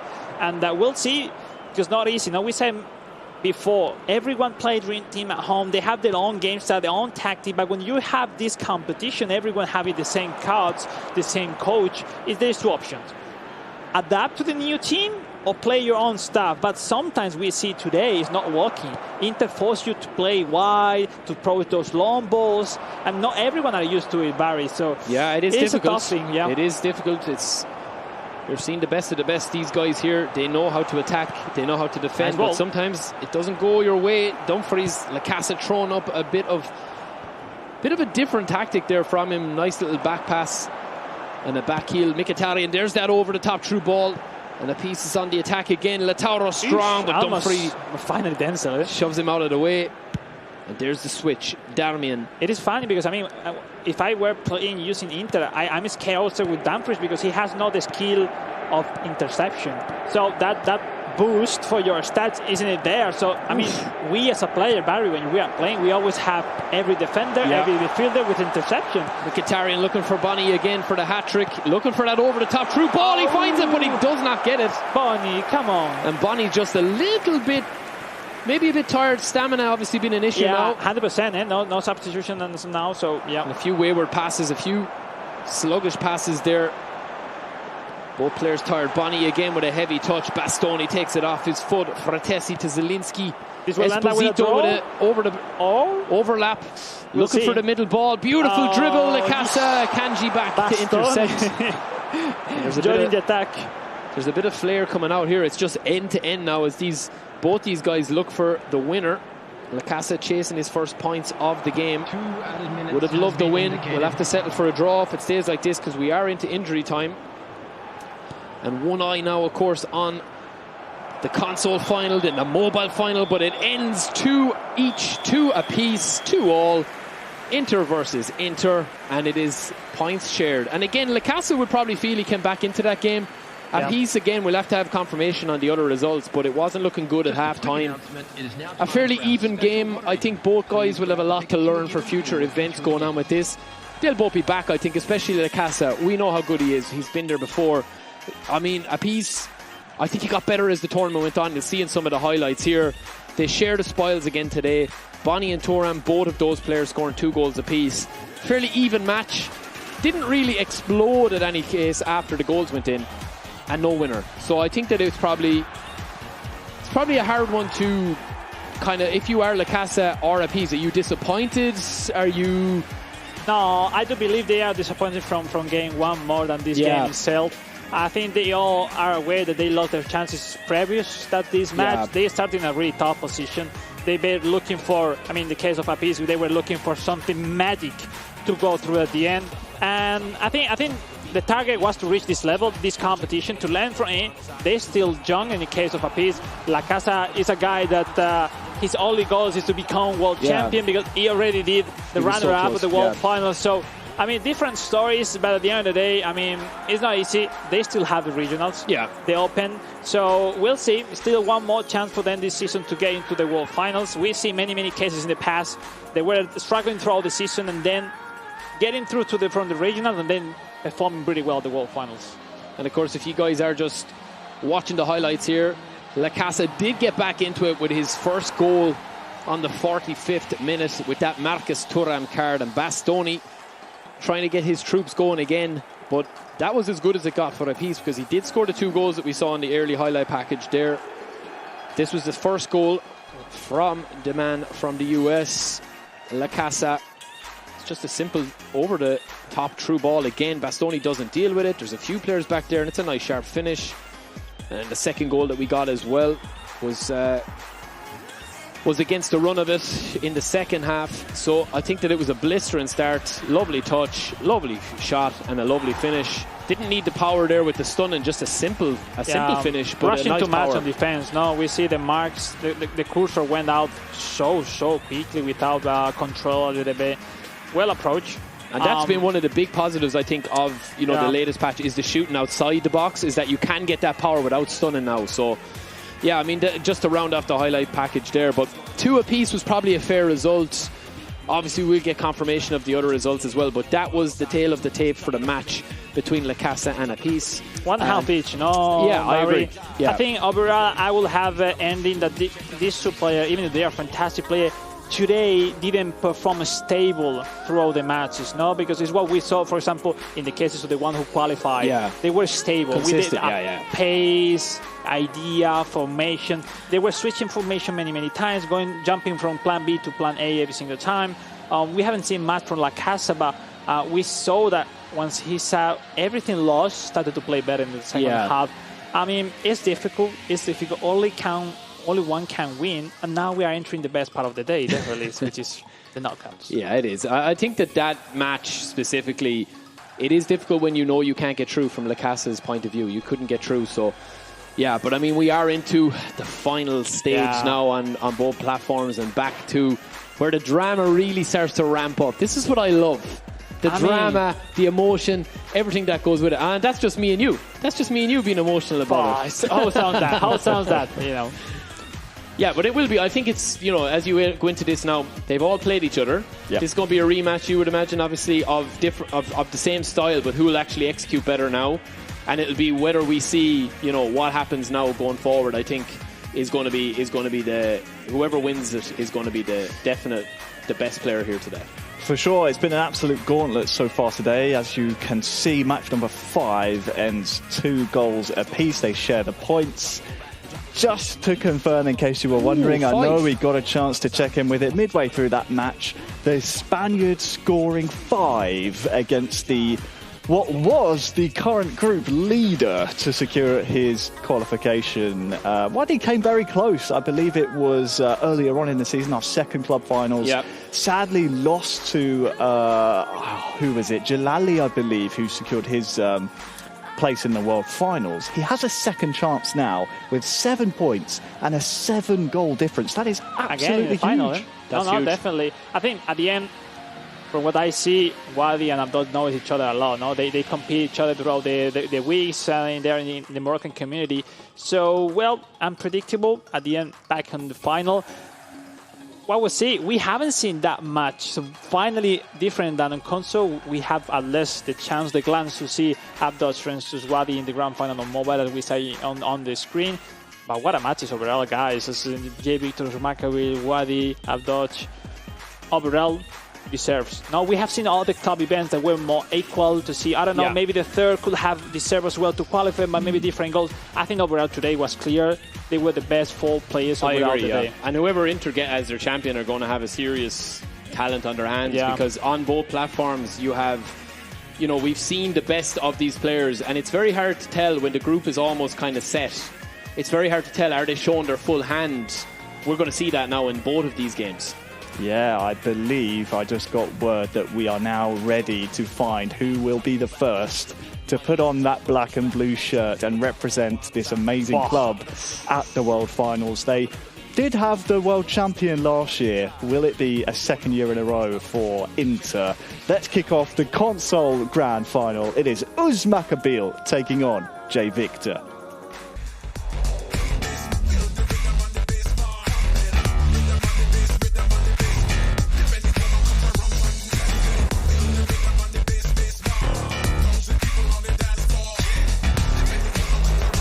Well, here we go. We're straight in the final of the console.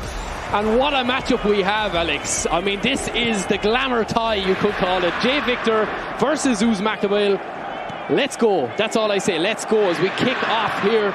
J Victor playing in the black and blue, but it is Makabil with the first chance. Thuram! Side netting. This is going to be fireworks, I think, Alex. I mean, please, people at home, take a good seat and enjoy one of the best possible matches that you can see on eFootball between two giants of this video game. Great first chance from Makabil. He didn't let anything for J Victor. Almost in Marcus Thuram.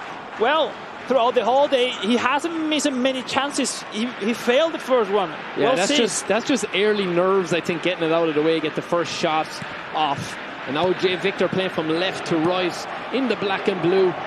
Those famous kids of Inter. Big mistake. J Victor, Mkhitaryan, he'll have to be careful here. Barella looks to launch an attack. Clean from J Victor from the start. Martinez to Thuram, back heel is on. Keeper gets it. 5 minutes gone. The Brazilian. Bit of a mistake creeping in there. R2. Thuram. Barella. J Victor playing from left to right, just finding it difficult. He needs to survive this couple of minutes because the pressure has been so intense from Makabil. He cannot concede because Makabil leading is even more tough opponent. You imagine the first goal here in the final. These two guys know each other quite well. I love what to see. Look, he's taking so many risks. But it's now perfectly executed, leaving the pressure behind. DeMarco out wide, hugging that touchline. Plays it back, calm, measured. Patient build-up is what I would call it. Dumfries cuts inside, then switches. DeMarco's looking for that 1-2 it seems that touch-and-go header. Is usually wide open, and really easy to receive from there. We'll see now. Mistake again. It's intercepted from Uzma. And Makabil cannot give him too many possessions like that. Thuram spreads out wide to Mkhitaryan. Thuram's made the run. He ignores it and gives it into Lautaro. But nice defense. It's good defense. DeMarco out wide now again. Lovely ball through to Lautaro Martinez, who's caused so much damage today. What a pass to Thuram! Cut inside! Oh, it's brilliant defending from Bastoni, and Makabil lives to fight another day. He tried to secure the goal rather than find to the shot. Finally, both has missed a great first chance in each mistake at the back from Makabil. Martinez, fake shot, and it's cut across. Fake shot has demolished his chances and the chance to score. There's a couple of mistakes from both guys playing. Yeah, true. Yeah, it's a bit scrappier than that's a bit of nerves. They know how much is on the line here. Dumfries loses out in that aerial battle, but still somehow gets a knock on to it. Mkhitaryan, 1-2 a lot of respect, Dumfries. Barry, between these two. Yeah, I agree. But they know the dangers that they pose. Thuram, overlap from DeMarco. If they can get it, and they do, is it spread across? And again, I got the feeling again that he has the room for shooting, and he wants to secure 100% the goal, and then he's going to play as Makabil arrive in the last second to deflect a potential goal. Look, well, thankfully they paused it to give us a little break there, because the link up is what he's trying to target. J Victor. Yeah, it's really important. That's why he's looking every single time. And if Makabil can close that off, but then if J Victor can close off what Makabil is doing, we're seeing this cat and mouse. What a match. Who's going to blink first? 100%. That's what it's going to be. And then stamina comes into it, super subs come into it, Fox in the box versus goal poacher, that all comes into it. Who's going to make the move? It's so important, those games, especially cards, also the skills. Maybe for the people that use common to the eFootball matches, those things matter a lot. Oh, a mistake at the back from DeMarco. Mkhitaryan gets it back though for Makabil, and he launches yet another attack. Mkhitaryan, Martinez, DeMarco. It's a strong challenge from Zielinski, but it just goes and bobbles over the line. 25 minutes gone or so. It's very evenly matched, as Alex said. It is a lot of respect between these two opponents. They know how good each other are. The tactics are working for both. I mean, no one has taken advantage from the other. But this could be it here. Thuram. No, it's nothing like what we saw in game 1 and 2 today in console, where Makabil was demolishing every single defender. Yeah, it's very tactical. It's very similar in the last matchup between Joao and Usman, when now the chance for Celine is not. Akanji is looking very solid at the back here today. Oh, mistake! Thankfully didn't went to the net. The rebounds back out to Akanji. He's been on a lot of ball, the centre back. Nicolo Barella. Thuram. Overlap to Mkhitaryan. Mkhitaryan stops and starts and then starts again. Even not many action happening. This is a really, really high level of eFootball. The intensity, the way they are reading each other, Barry, is so high. DeMarco with it. Fake shot, powers it up and then cancels it. So does Martinez. Haven't seen as much dribbling from Jay Victor today. He's just doing the simple thing more effectively. He has not the cards. He has not maybe the cards to do that impressively as he does obviously through Dream Team. But even we expect he can do something with Lautaro maybe. It could happen now here with Lautaro. There it is. There's the double touch as you called it, Alex. It's the guy. It's the guy to look for. Because Thuram is more slow churning out, but Lautaro is fast. Almost spoken into existence, that goal. It's a strong shot as well from that Showtime Lautaro. It's a brilliant save from Sommer. Yeah, what a tactical battle. I feel like it's so intriguing. It's so tense as well. You can almost feel it. Let me say, Barry, maybe it's a game to win it here. Or a set piece. Yeah, you could be right. Is this going to be a big call? DeMarco's the first man. It does not clear. Oh, and Makabil is on the break, but he can't get rid of it. Now Dumfries again, and that's a foul. Just a late possession for his transition from Jay Victor. Sometimes even when you are attacking the corner kicks, we put blue because we are scared of the counters in the corner kicks in favor. Well, look about this for a ball. And it nearly fell. Very unorthodox through ball there, but that was a free kick famous from the Indonesian players, Rifki Faidan, Elga, almost perfect executed by Makabil. Now we're seeing a bit of that dribbling, the fake shots, the super cancels, as this man is famous for. He has a chance here, double touch with Thuram. Too wide. Left foot as well. Left foot, weak foot, off balance. It's good defending from Makabil, just given enough, but not given a clear-cut chance yet. Both of these guys have been very impressive. It's good to point out that even it was a really good action from Joao, but Makabil was right up in front, blocking the positioning, forcing to not to have an ideal scenario to shooting. We'll see. The last one for Joao. Zelensky through the middle to Thuram. Fake. Go for the chip. Oh my. Still there. Oh my days. What an audacious effort. I need this place. If he scores that, oh my goodness. You nearly lost it there, Alex. What an unbelievable chance from the Brazilian just at the end of the half. Oh my days. I mean, such an evenly balanced match. That would have been a moment of magic. It gave me flashback when Etoritos called me the same action the World Finals 2018. Oh my god, that's a top class. Look at the replay. Just on the stroke of half time. If he scores that, oh my days, what a chance. Oof. That would have been incredible. What confidence to try that as well. We've been talking about Jay Victor. He hasn't had as much flair in this game. It's not often in this gameplay. So, I mean, people cannot expect at this level. But the thing is, like, you have the finesse, the first-time shot. If you go for the chip, no one can expect it. Unbelievable. Again, we talked about his IQ earlier on in the stream. It's something that goes unnoticed of how clever this guy is, how smart he is, what opens up in front of him. And he's shown it today. Makabil looking to get back into this with a bit of sustained possession, and then the reverse pass to Mkhitaryan. He's got men in the box. Bit of trickery of dribbling from himself. Bastoni strong. Bastoni clears. Lautaro Martinez. Thuram. Touch and go again. Dumfries. Will he have a pop? Maybe a stunning. No. Closes down. Martinez. There's the chance. There's the goal, and it's 1-0. And it is Makabil once again who takes the lead. What a finish. 1-0. Lautaro Martinez gives him the lead. And what a start to the second half for Usman. Unbelievable. It is the typical Usman, no? When everything looks like he's in the worst moment so far from the final.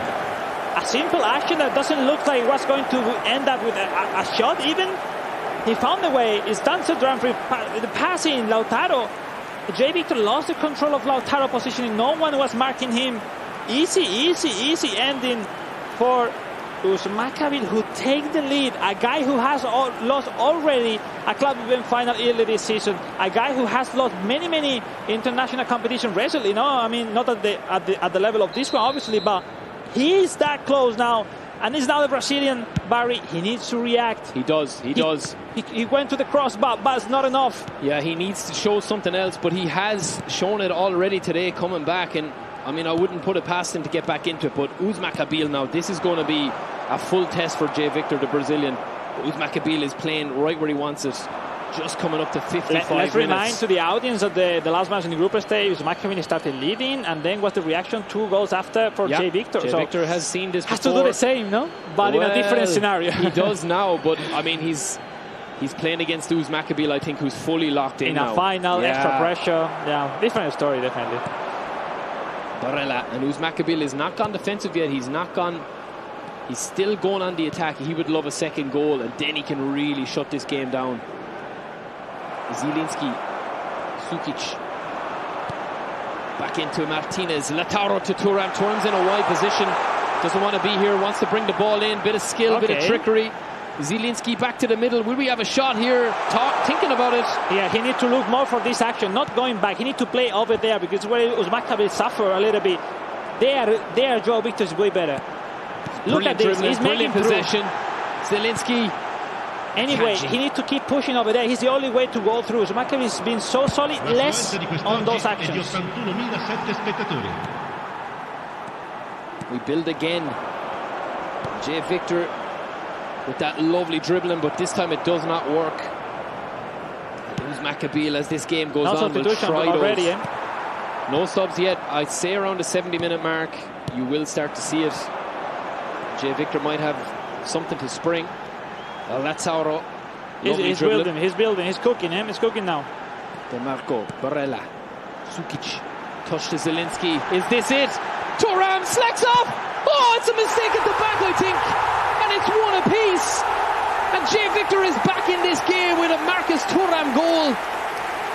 We'll have to get another look at that. It just seemed to bobble between the defender and Marcus Thuram. It fell to Thuram. He made no mistake. The Brazilian's back in it, Alex. Obviously, the mistake from Usman not cleaning up that last pass, but overall, we were saying, he's cooking. He saw again how to make difficulties on Makabil.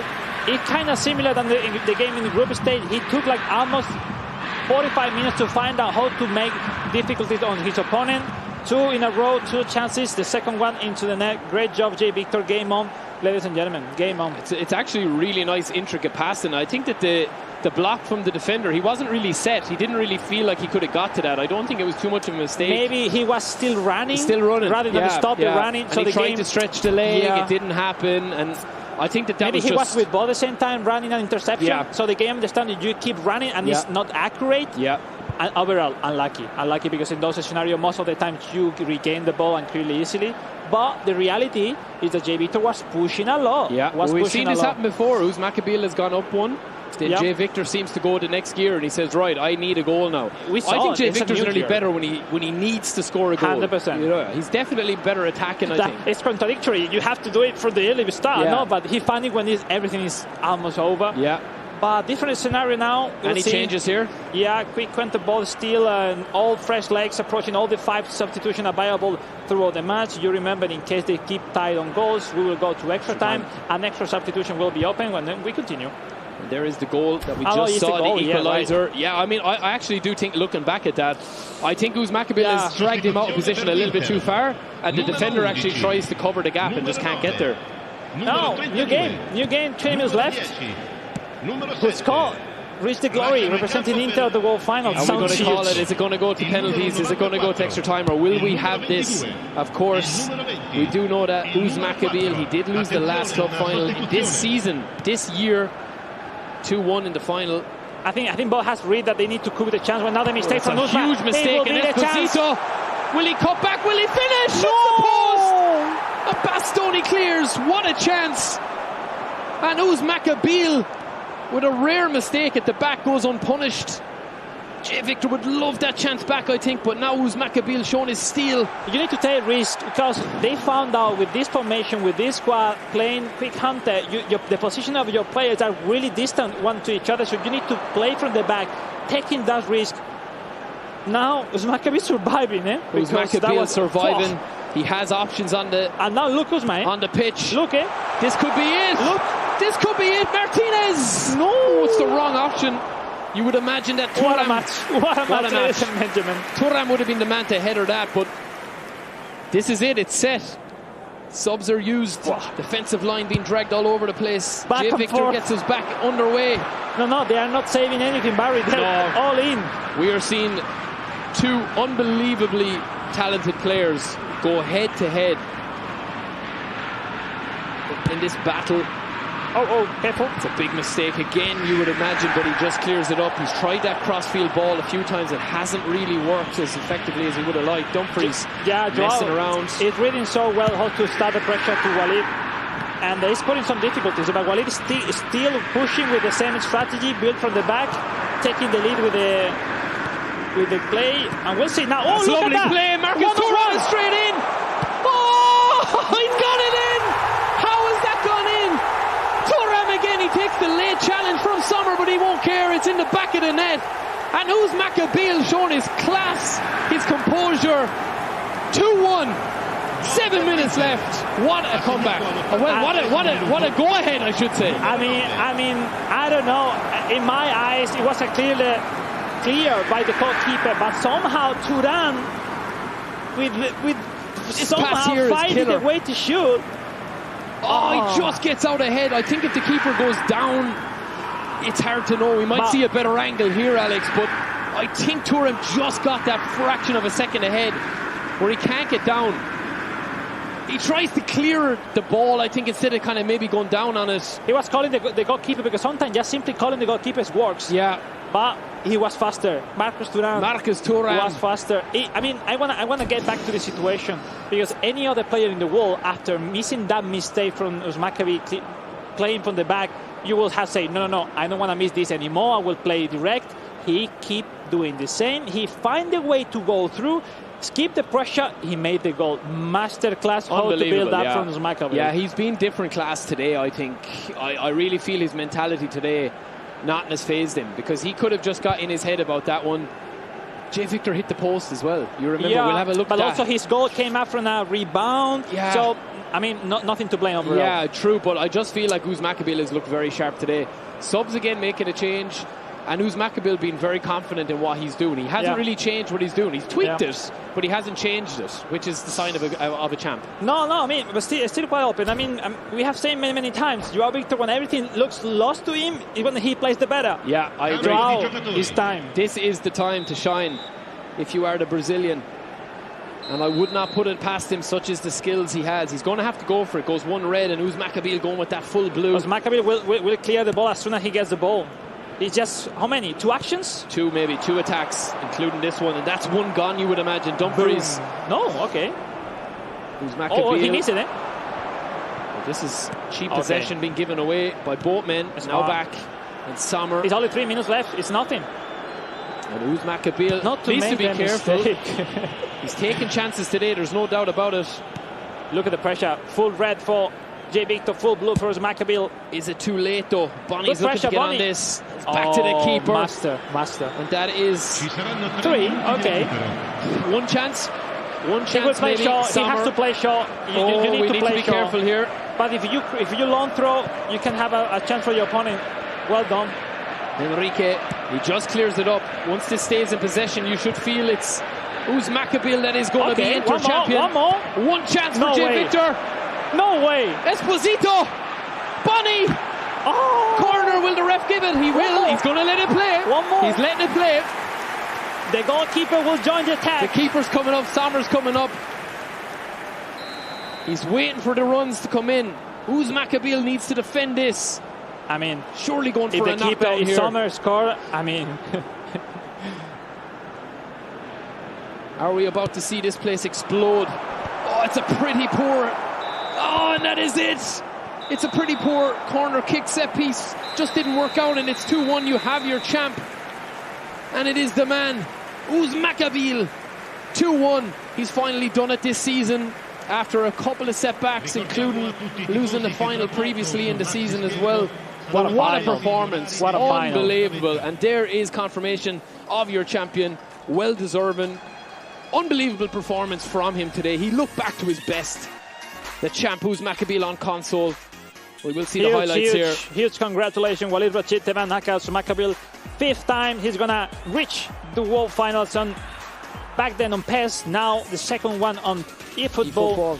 I mean, huge congratulations. I mean, the resilience of someone who has been competing for more than 10 years, from the old generation, battling the new gens, such as Zilo, J. Victor, coming back from that final loss early this season. Now final again, no nightmares, boom. We talked about it like, was it the real Makabil in the group stage where he had nothing to gain by, he didn't need to. Yeah. That was the real Makabil there. I mean, wasn't much safe on that game, but overall, I think it wasn't a sensational final. Any of both could have been the winner. I mean, just big applause also to J. Victor. He has deserved to be in the final. That was really close. I hope he's still able to qualify into the World Finals. We need him at the World Finals. Such a talent. But that's the competition, Barry. This was the opening goal on 51 minutes. Both men had chances. The first half was a very tactical affair. Both guys isolating and really, I think, stopping each other's tactics and formation and play style, nullifying each other. But in the second half, Makabil scored the opener with that man, Lautaro. And Lautaro Martinez doing his iconic celebration. But it didn't take long for J. Victor when the fire was lit under him. He got back into it with Marcus Thuram for the equaliser. And then we were thinking, is history about to repeat itself from earlier in the day? 1-0 up from Makabil, then 1-1. And J. Victor looked like scoring to make it 2-1 again. But it wasn't to be. I mean, that's just, I mean, J. Victor, I feel like he needs to hold his head high. I mean, he was phenomenal today as well. 100%. No, that's part of competition. I mean, even being that good as J. Victor is, I mean, look at the action, the mistake from Makabil, Esposito, the finishing. That was the chance. That was the chance. I mean, he did perfect. He did perfect. I mean, he could have scored, and now the response. That was the goal that ended it and ended J. Victor's hopes and dreams of being inter-champion. I mean, but what a champion nothing to blame. I think the build-up was sensational from Makabil. I mean, J. Victor was pushing hard. He felt confident at that time. And then, I mean, I'm not surprised in rather than the finishing, the goalkeeper cleared the ball, and we are still playing the final. But it ended up like that. Marcus Thuram has been unbelievable the whole competition. Yeah. How many goals he has scored today? Too many. Him and Lautaro up front have been incredible in all games. And Makabil looks like what we talked about earlier. The three of us were talking about it. This could be the squad. This could be the team for Makabil, for his play style. 100%. With the long balls, the strong players up front, a bit of trickery but not too much, and then solid defence. And if you look at the highlight, or you look at the details there, I mean, if you look at the passes, the shots on target, again, shots on target, just so clinical from him. Like, that's why he's so good. To me, it was everything 50-50. Everything 50-50. Just one way more clinical than the other in front of the keeper. But overall, from my side, goosebumps. Seeing back as Makabil at the World Finals, seeing Etorito as well at the World Finals, seeing Mestre against the World Final, and seeing also Futefasi. Well, Futefasi was more from the new gen, no? A little bit. Hassan Pahani as well. Yeah. So 4 or 5 from the old gen back to the World Final, beating the teenagers, beating the, the fresh fluid that we are looking for, but these guys are really good. These guys are really good. And that set the level. If you want to be at the World Finals, you need to beat the guys. Oh, no, play the regional, the open, which, I mean, is madness. Wouldn't want to be there, Alex. No, definitely not. Certainly wouldn't want to leave it to those regional rounds in the eFootball Open. Guys, what a final we just saw. Since the equaliser we saw from João Victor in that second half, it felt like a fight in a phone booth. It was like they were just taking 7 licks of hell out of each other. Was crazy. They were just anyone. Well, we questioned whether, like, not questioned Makabil, but we questioned would we see, like, it's not a bad thing for J. Victor to say that I lost in a final of a club event to one of the greatest players ever that looks to be playing his best style of eFootball, the best gameplay I've seen of him. Victor, I could directly say he's at the level of Makabil. Oh, unbelievable. He gets adapted to face Makabil, to protect himself, because Makabil hasn't done any single long ball. against Jay Victor. In 2 games, no long balls at the back of the defense. He's cut that out. Say a lot from Jay Victor. How smart it is, how he can defend himself, manage the tactic to block those actions. And then the one-on-one in terms of that he played from the back end up in the side of Makabil. Jay Victor won the wrong game, but at that time was enough to qualify to the final. Was needed, but at the end, grand final. But that was one of the best finals I think I've seen tactically. In the first half, they completely nullified each other, as Alex said. Makabil stopped Jay Victor from doing what he wanted to do, and vice versa. But then Makabil got the chance, and it could have went either way. I mean, we saw Jay Victor hit the reacted as well. Makabil was suffering. When he was suffering the most, boom, 1 goal. Yeah, Alex, that's a sign of it. I got to ask you, how psychologically going into those World Finals important is it for this man, Makabil, to break his curse of getting to a final and then just falling short? Because the last couple of seasons, he is almost there, but was just missing that little bit of luck, if you will. It's a good question. Let me say, if he go through FC Barcelona Club Event Finals, people won't be as scared as to be after seeing that performance from Makabil today. I mean, if you face Makabil at the World Finals, make sure you have a plan. I mean, it seems unbelievable with the long ball. I mean, on the WhatsApp, what people asking me, Alex, do you know how he's doing those long balls? I say, better ask to him directly. No, but simply unbelievable. Huge congrats. I mean, these people, all of them place a lot of hours, invest their time to become the best eFootball player in the world. To just being here is amazing. But only one can win, and you have the unlucky that this club event finals was Makabil there, and you have to deal with it. It is definitely unfortunate to match up against this Makabil. So strong. You can see behind me, he is the champion of the FC Internazionale Milano Club Event Finals on console. We have one more champion, though, to crown, who from the 2 mobile finalists will be lifting the trophy and donning the jersey at the World Finals. Will it be Abdosh or will it be Wadi 7? Let's find out.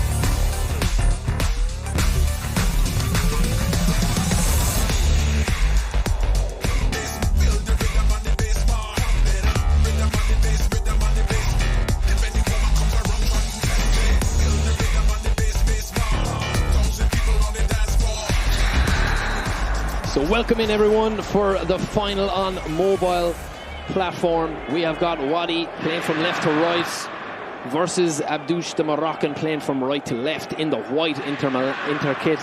And I do feel as if this is going to be a battle of tactics, of if Wadi can stop that through ball over the top, as we saw from Abdouche in the first game that we saw from him. But what a tie we've had. There's a lot on the line here. I mean, there's a non-stop. We leave behind the emotion from the console final, getting into the final in mobile. I don't know what to expect with these two, because the Wadi beat 5-0 Abdoch into the last match of the group stage.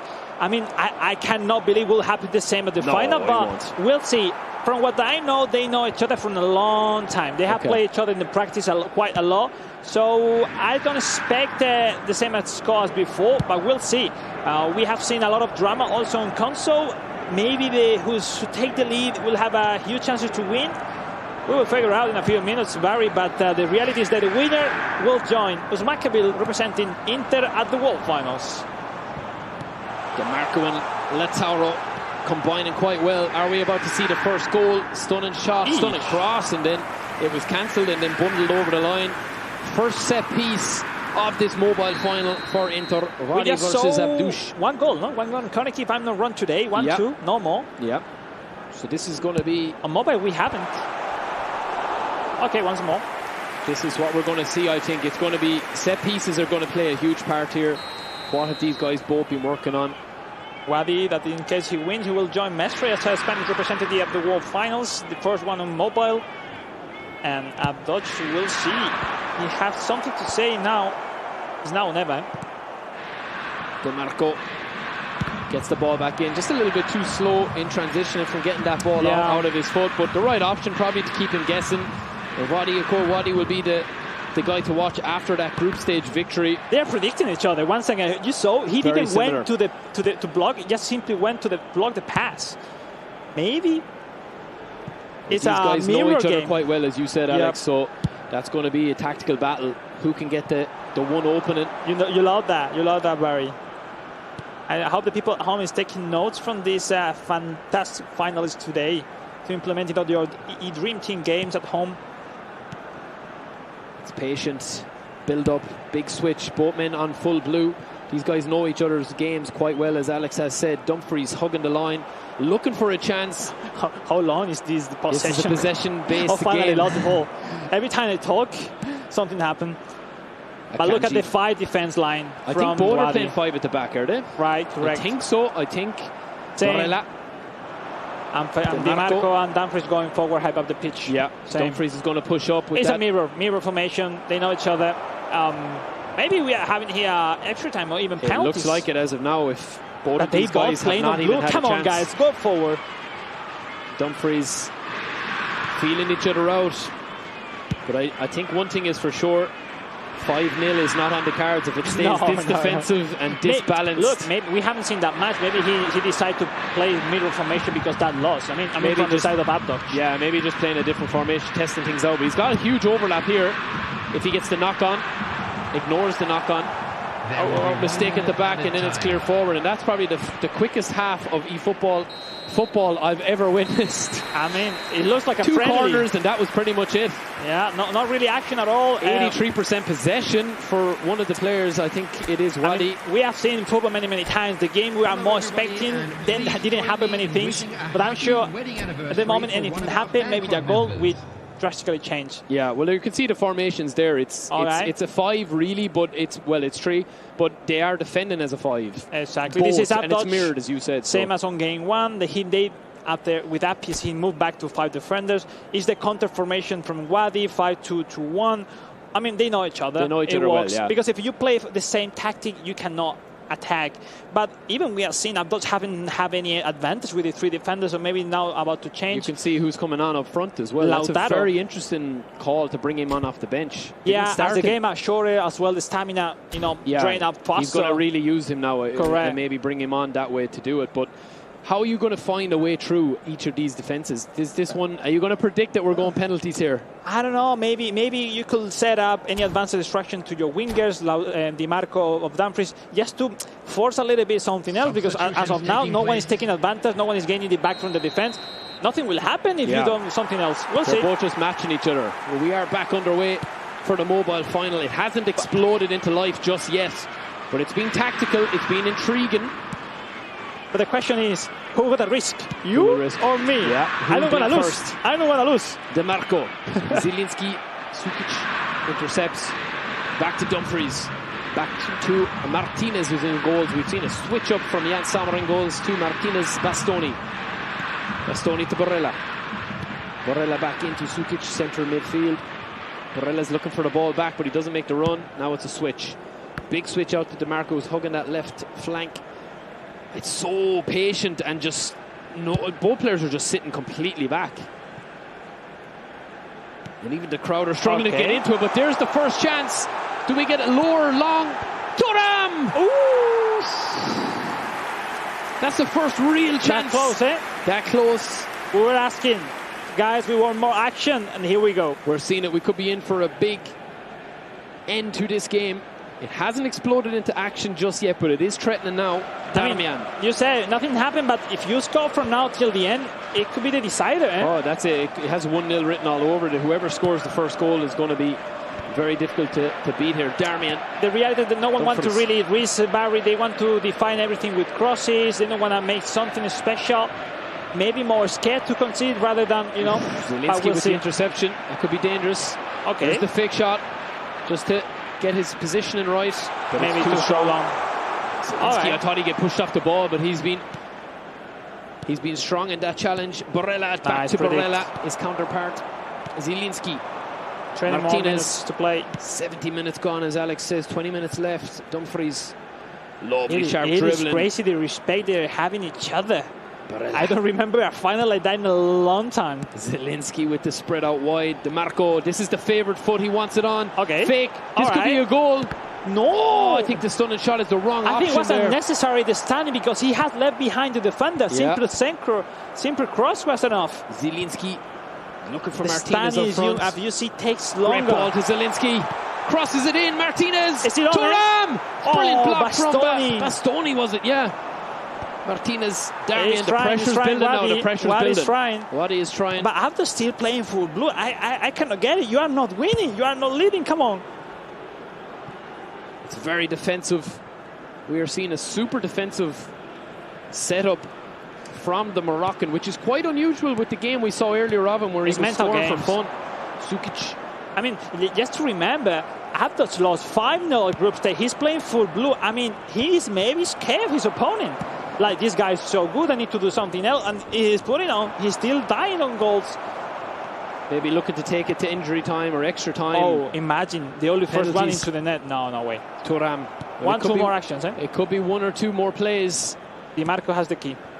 DiMarco looking for that perfect corner cross. This is it. This is the chance. DiMarco, you have DiMarco the key. on the wing. One, eh? Swings it in, but he kicks it out over the line. And again, the wrong option. The angle of the cross set the ball out. And ladies and gentlemen, no goals. That means we're going to go for the extra time. First extra time of the day, yeah. Or if not, penalties. I think this one is looking like penalties. I mean, Sommer is not a penalty specialist. They have not the skill of penalty specialist. So I don't know what to predict. Overall, is Wadi the only one? Yeah, well, I mean, he's change. playing on the front foot, isn't he? I mean, he's actually going for it here in the second half of the game.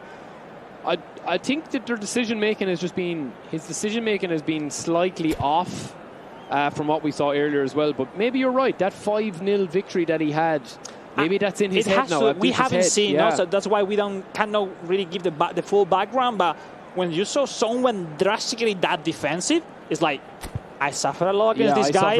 I prefer to defend. Yeah, and hit him on the break maybe, but he's just not been able to hit him on the break.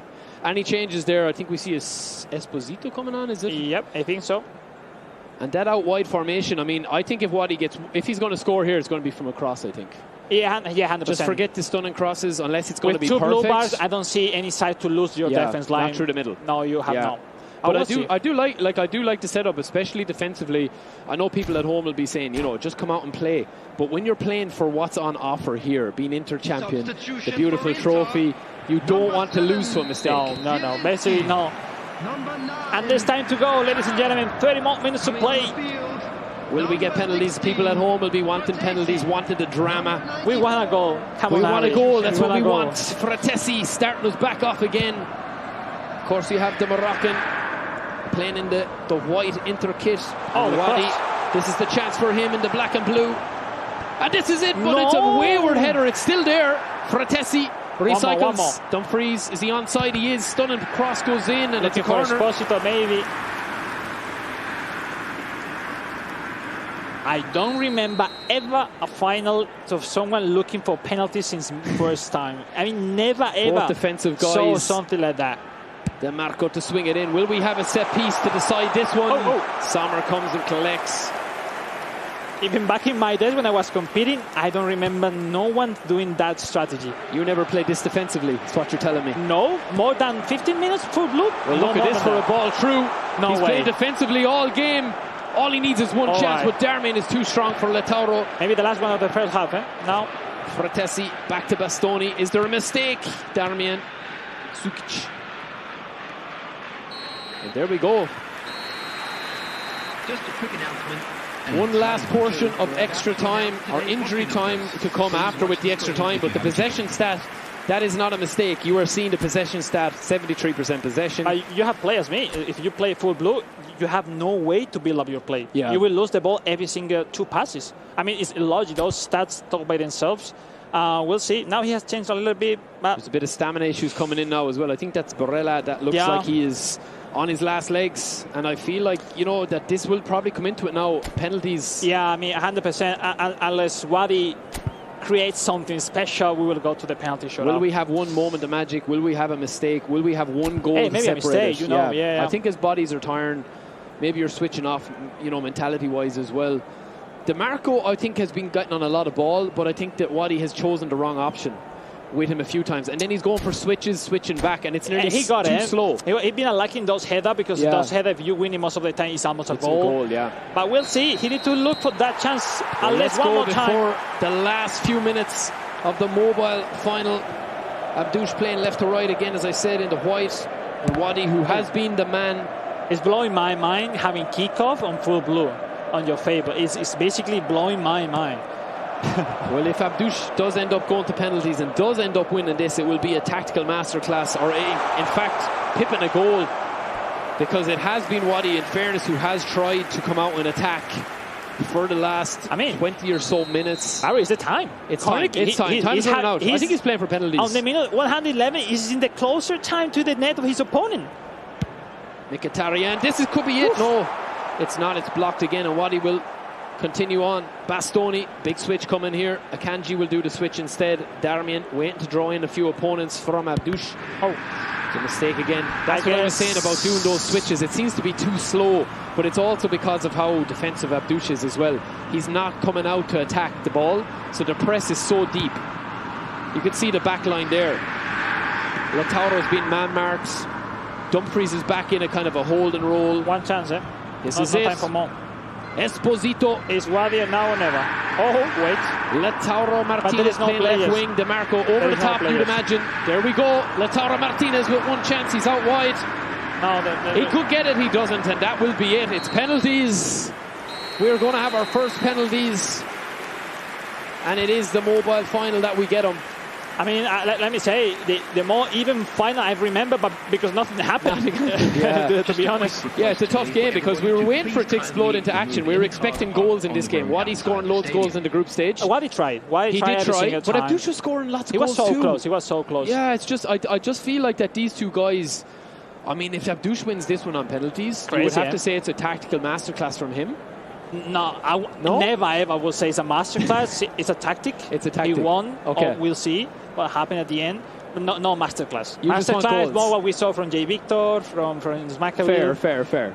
But we'll see, Barry. It's about to happen. Penalty shootout to decide the winner of the inter-finals here on the mobile platform. Spaniard Wadi or the Moroccan Abdouche. Any guess?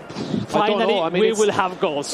We're going to see the net rattle at least. I feel like, I mean, does it change things though in your mind? I know it's not a masterclass as you said, but if Abdouche does win this, is there like, and he was playing for penalties, do you not think that tactic comes in, that he's been actually playing for this? I just hope. Do you think he was playing for penalties? Just to not to lose by conceding more than penalties, I guess. And if he got a chance, you know, but at the end of the day, I hope this is not trend within the community, because we want goals, we want more action, please, people at home.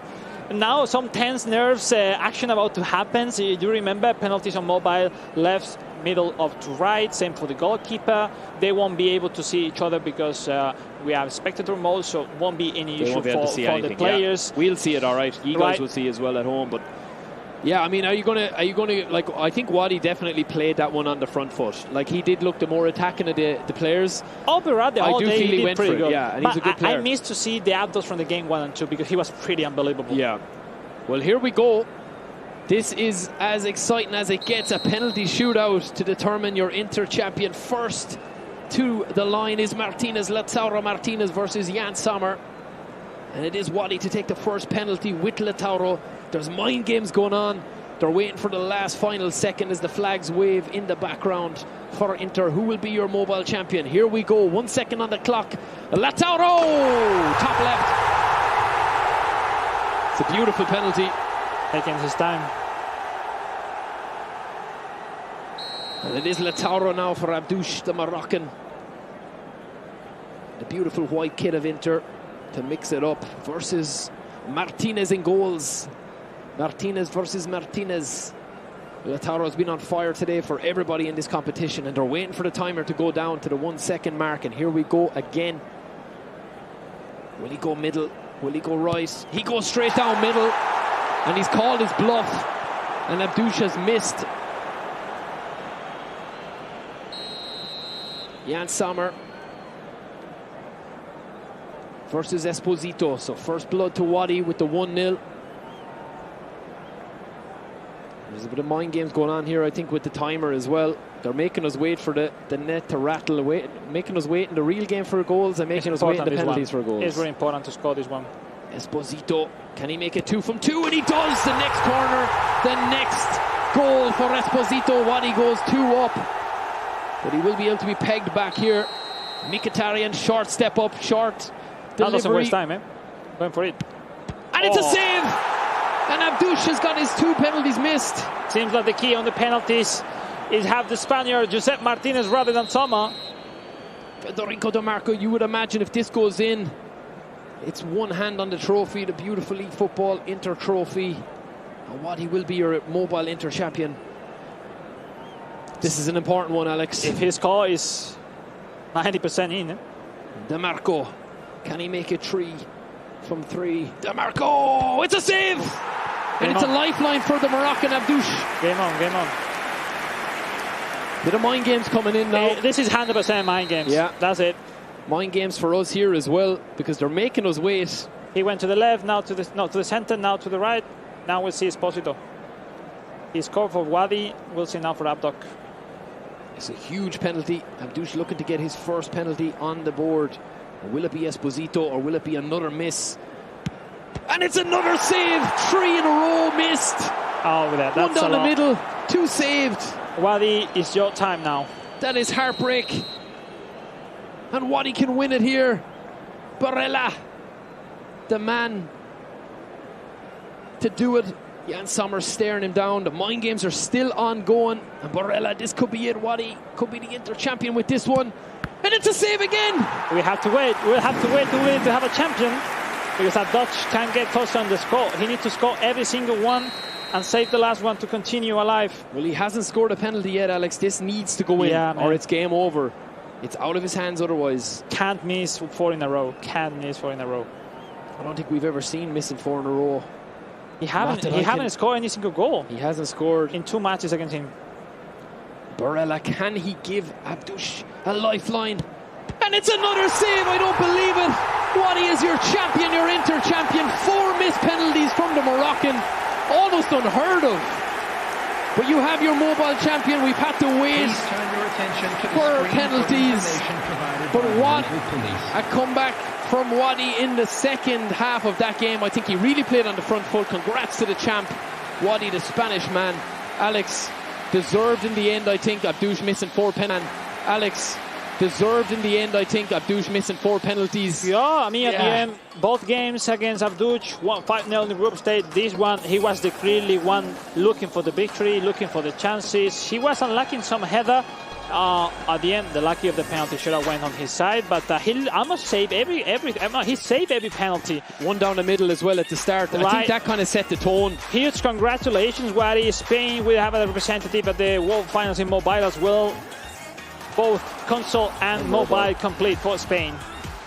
Well, I think the highlights, when you look back at this, if you're watching the highlights, we were waiting for this game to explode. We were waiting this game do you remember Abdouche game 1 and 3? That was impressive. Unbelievable. So, I don't get why he changed drastically the way of play. He forgot how to score goals, basically. I think he was just probably... Maybe the group stage match was lingering in his head a little bit. I mean, that was the chance there, really.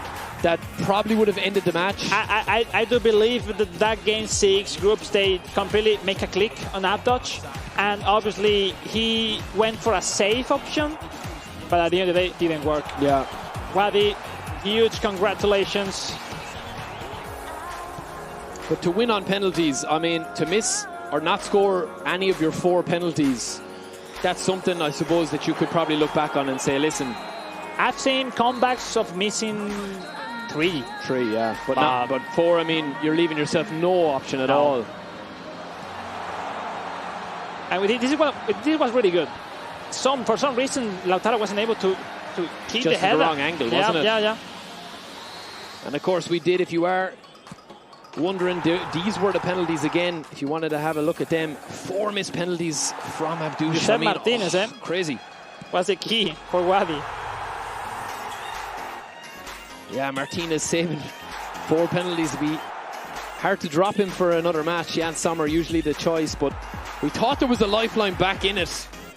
And then Esposito misses. And then we're thinking, okay, just put the game to bed. But then Barella misses, and we're thinking, right, now we've got our penalties on if he scores the next 2. But then the miss again. Martinez, the hero in goals for this one instead of Lautaro Martinez. Joseph Martinez was the hero today for Wadi. 70% possession, 2 shots, 1 on target. But it took penalties, it took extra time. And the penalties decided it.